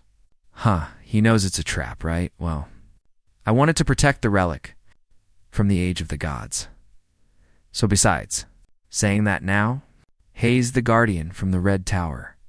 As soon as he arrives, they can talk about their shifts and missions together. Right, no, old man. I told you it's reassuring to have a powerhouse guarding the excavation site, but what kind of trouble could there be in these ruins to warrant sending an entire team over here? This leaves him a bit curious, because it seems like an exaggeration. However, while the old man was thinking right there, out of nowhere, an explosion happens, and simply out of nowhere. Right in the middle of the explosion, a golem appears, boy, and after the golem sees the humans, it unleashes multiple attacks straight at them, clearly hitting some of them. But the old man isn't going to let that slide, boy. He created a stone barrier, protecting the others from the attack. He yelled for all the earth mages to raise a wall and block the attacks. Meanwhile, a girl helps a guy, however. While she was helping this guy, the golem appears right behind her, and obviously it unleashes multiple attacks straight at them, but our protagonist isn't going to let the golem hurt anyone else, boy. In other words, flame spear, boy. After stopping the golem's attack, our protagonist asks if she's okay, but that's when he notices something. Purple hair. Don't tell me this person is... Yes, exactly what you thought. What did our protagonist think? What I thought. This person is the princess, boy. But there's no time for that, boy, because the ice monster is heading straight toward them with full force. However, Hayes not the only genius there. The alien is also there. In other words, glacial bow, and boom. He hits the ice golem with everything, man. However, this attack wasn't enough to defeat the monster, but I think it's a bit stupid too. Right, attacking ice with ice. But anyway, that makes the monster pissed off, man. But where there are two geniuses, there's room for one more genius. In other words, blood flame sword, and boom. He destroyed it right there with just one attack, guys. This is Jerome from the Red Tower. Damn, this guy's insane. And as soon as he arrives, he glares at our protagonist, and our protagonist glares right back at him. But before the introductions, 3 days ago, Blaine was asking someone about Alex Raymond, because our gorgeous old lady master started investigating his death, right? He asks this certain person if they have any idea about it. This person Blaine is talking to, guys, is that same Skullface who spoke with our protagonist. The Skullhead gets a bit curious, like an idea, you say. I can't think of any reason other than you having ordered his death. I knew it, man. I said it was this bastard who killed our protagonist's father, guys. See, then, the Skullhead asks if Hayes afraid of getting caught, but Blaine says no. Hayes just disappointed. If the Skullhead had gotten rid of our protagonist during the gathering of the towers, this wouldn't be happening. Man, if it weren't for that Daria, wouldn't even have a chance to be suspicious. Clearly, after hearing that, the skull head gets pissed off, saying that this only happened because he was misinformed, that our protagonist was just a child, however. Before things went south right there, someone in the background asks if they summoned him all the way there, just to watch them fight. This is Bismarck. Rhythmos. After Bismarck arrives, Blaine explains. To him, everything that happened regarding the princess, interfering in everything, and blah blah blah blah blah, Blaine explains. To him that originally, they planned to keep the guards to a minimum, however. Before he could continue, Bismarck tells him to get straight to the point. How does he plan to take over the ruins? He says that Jerome, his disciple, will join the guards. In other words, as soon as the boy creates a gap in the protective barrier set up by the Yellow Tower, the henchmen and the cultists will ambush the expeditionary group man.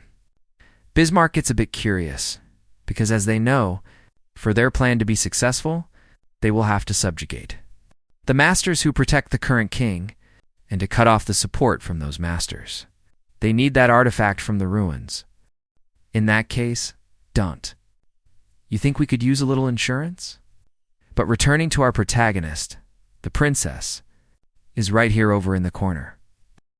Our protagonist gets a bit curious, asking what on earth she's doing. What the hell are you doing? Have you gone crazy? She tells our protagonist to be quiet, because her presence there is currently confidential. In other words, it must stay that way, she continues, saying that he should simply ignore her and go along with it, even though this might be a difficult thing to understand right now. It's the right thing to do, man.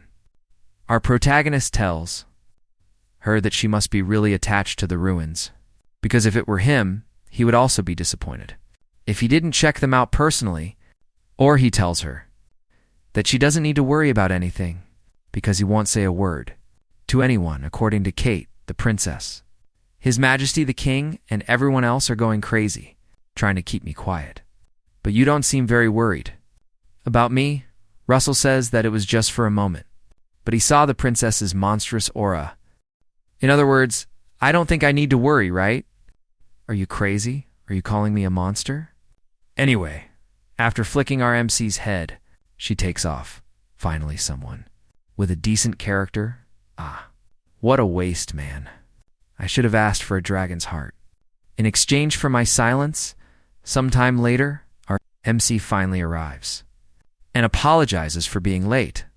Look, and he asks Alan, what's going on, according to our bro?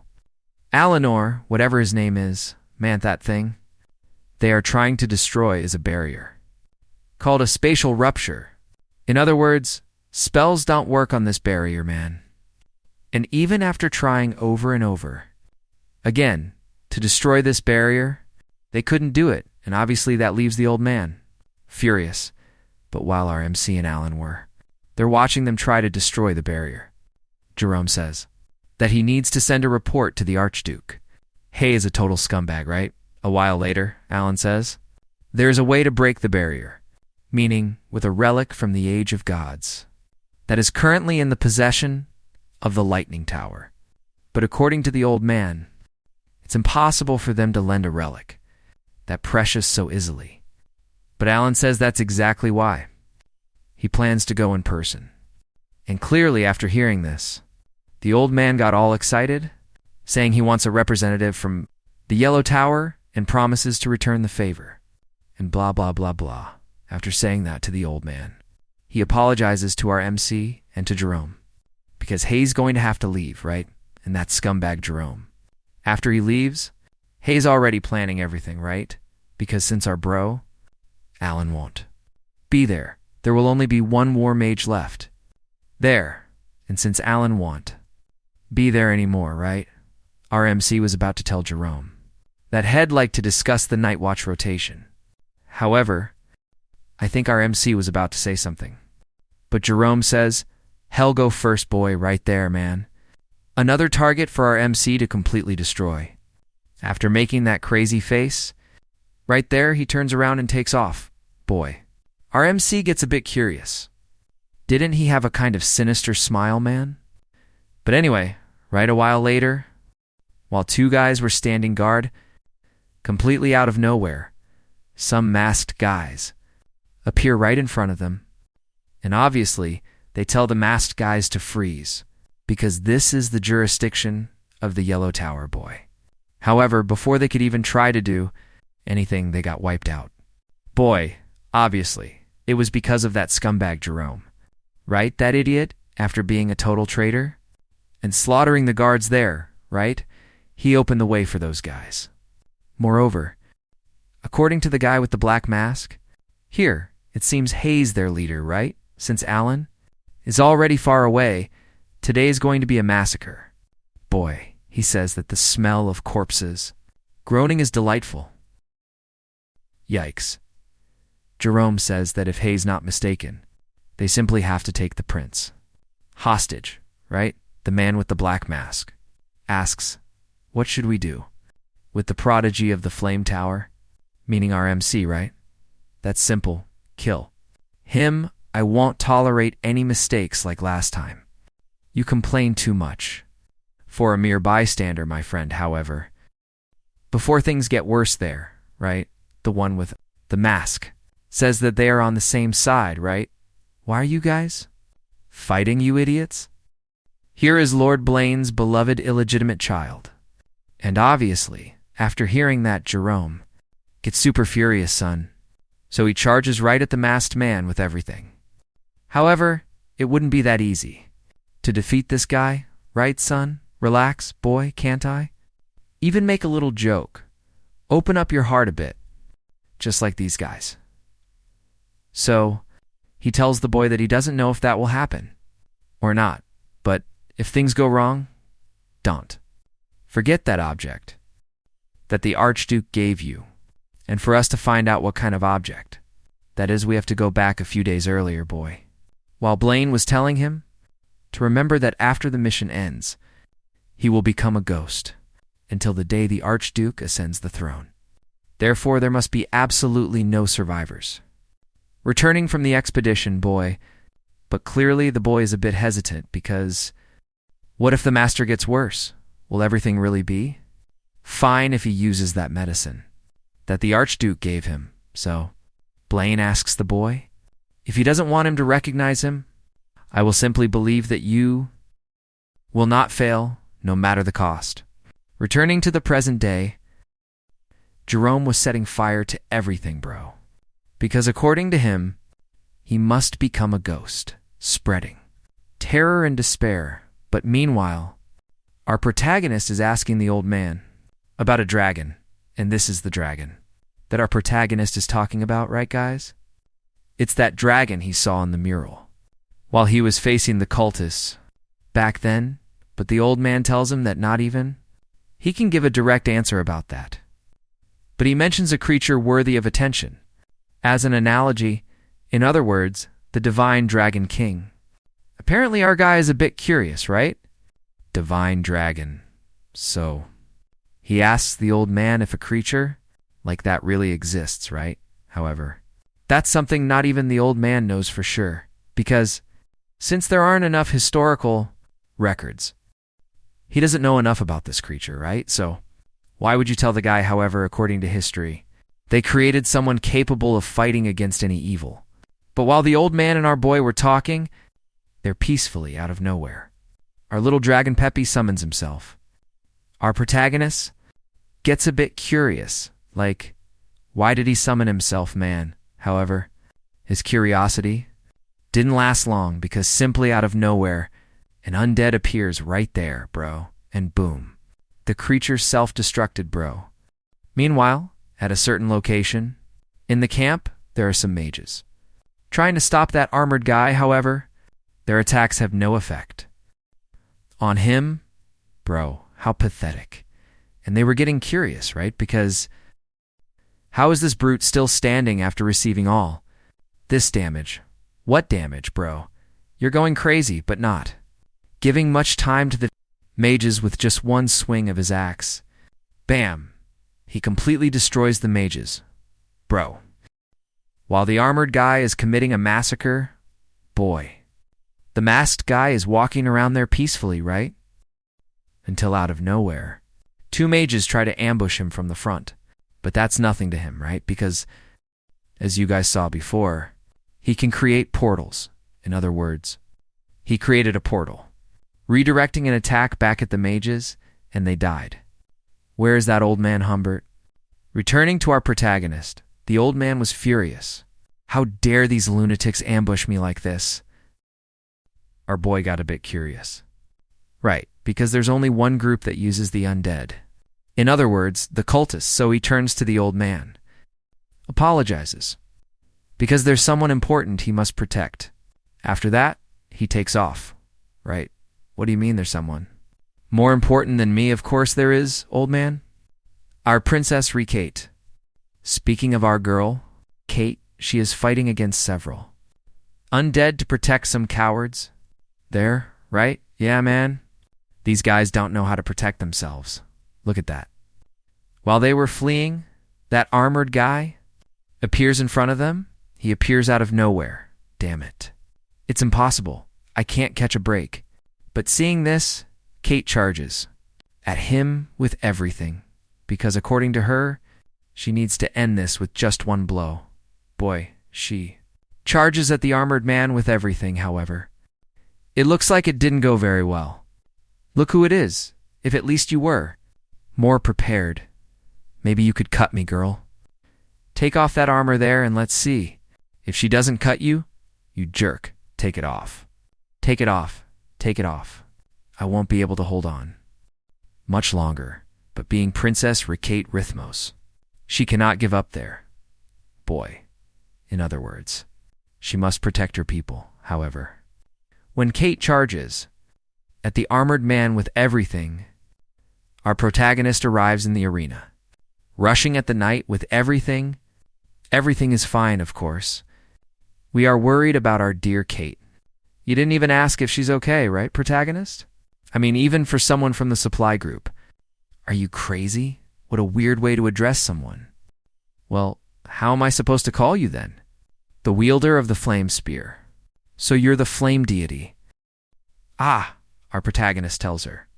To take the people to the entrance of the ruins, because he told the elder that he would meet them there, right? Besides, he'll handle this. And a bit worried about our protagonist. Right, she asked if he would be. Fine alone, didn't I? Say you'd give me a chance to pay back my debt. After hearing that, she gives a little smile and takes off, right? What a pity it would be. Fun, if we attacked together like this? Relax. It's going to be lots of fun. While the knight was distracted, Pepe appears right in front of him and attacks him with everything, man. Since Pepe created this chance for our protagonist, he prepares to unleash a new skill, combining superheating with the flame spear, fusing the flame spear. With superheating, he created a new skill called explosion. Cheap tricks won't work against me, but our strong boy doesn't care at all, bro. He charges right at the knight with full force. Do you think? This is a cheap trick too, and boom. He blasts the knight with everything, son. Meanwhile, as the mages were fleeing, Jerome appears right in front of them and slaughters all of them, son. And finally, after searching for a long time, he finally found Orson Reynolds, however. While Jerome was analyzing the situation, he saw someone rather interesting. The princess, boy, this is going to make him a bit curious. Right, like what is the princess doing? There, man, but there's no time for that. Because out of nowhere, an explosion happens right next to him. And who do you think caused that explosion, guys? It's our protagonist's son. He smashed the armor of the knight, whom no one was even able to scratch, son. Well, so this is your face. Honestly, with that ugly face of yours, it's better than the armor, right, obviously. After seeing that, the knight gets furious with our boy. Don't get cocky, you arrogant brat. After that, he reactivates his aura and his second heart. What a twist, man. The guy has two hearts. After the activation is complete, he charges straight at our protagonist with everything, unleashing attack after attack. Our protagonist is a bit taken aback, right? Because damn, that knight is incredibly fast, man. However, that guy was way faster than him, boy. After gaining a good distance and getting into position, our protagonist charges right at him with a full force slash of his flame spear. This ends here, however. Just as our protagonist was about to finish him, the masked leader arrives and saves the knight. Just in time, you're finished. In the end, shut up. Just like that, he activates his new skill called Cyclone. Then he takes his spear and hurls it straight at them with full force. However, the masked leader had an interesting idea. He opens a portal in the direction where the princess and the others are. In other words, our protagonist's spear is heading straight toward them, son. Oh man, son, is our protagonist going to wipe everyone out right there, guys? I don't know, son. Because we're only going to find out in the next video, guys. If you want a continuation, you already know what to do, guys. Smash that like button and subscribe. Damn, what a wild ride, guys. I'm out, and until the next adventure, damn.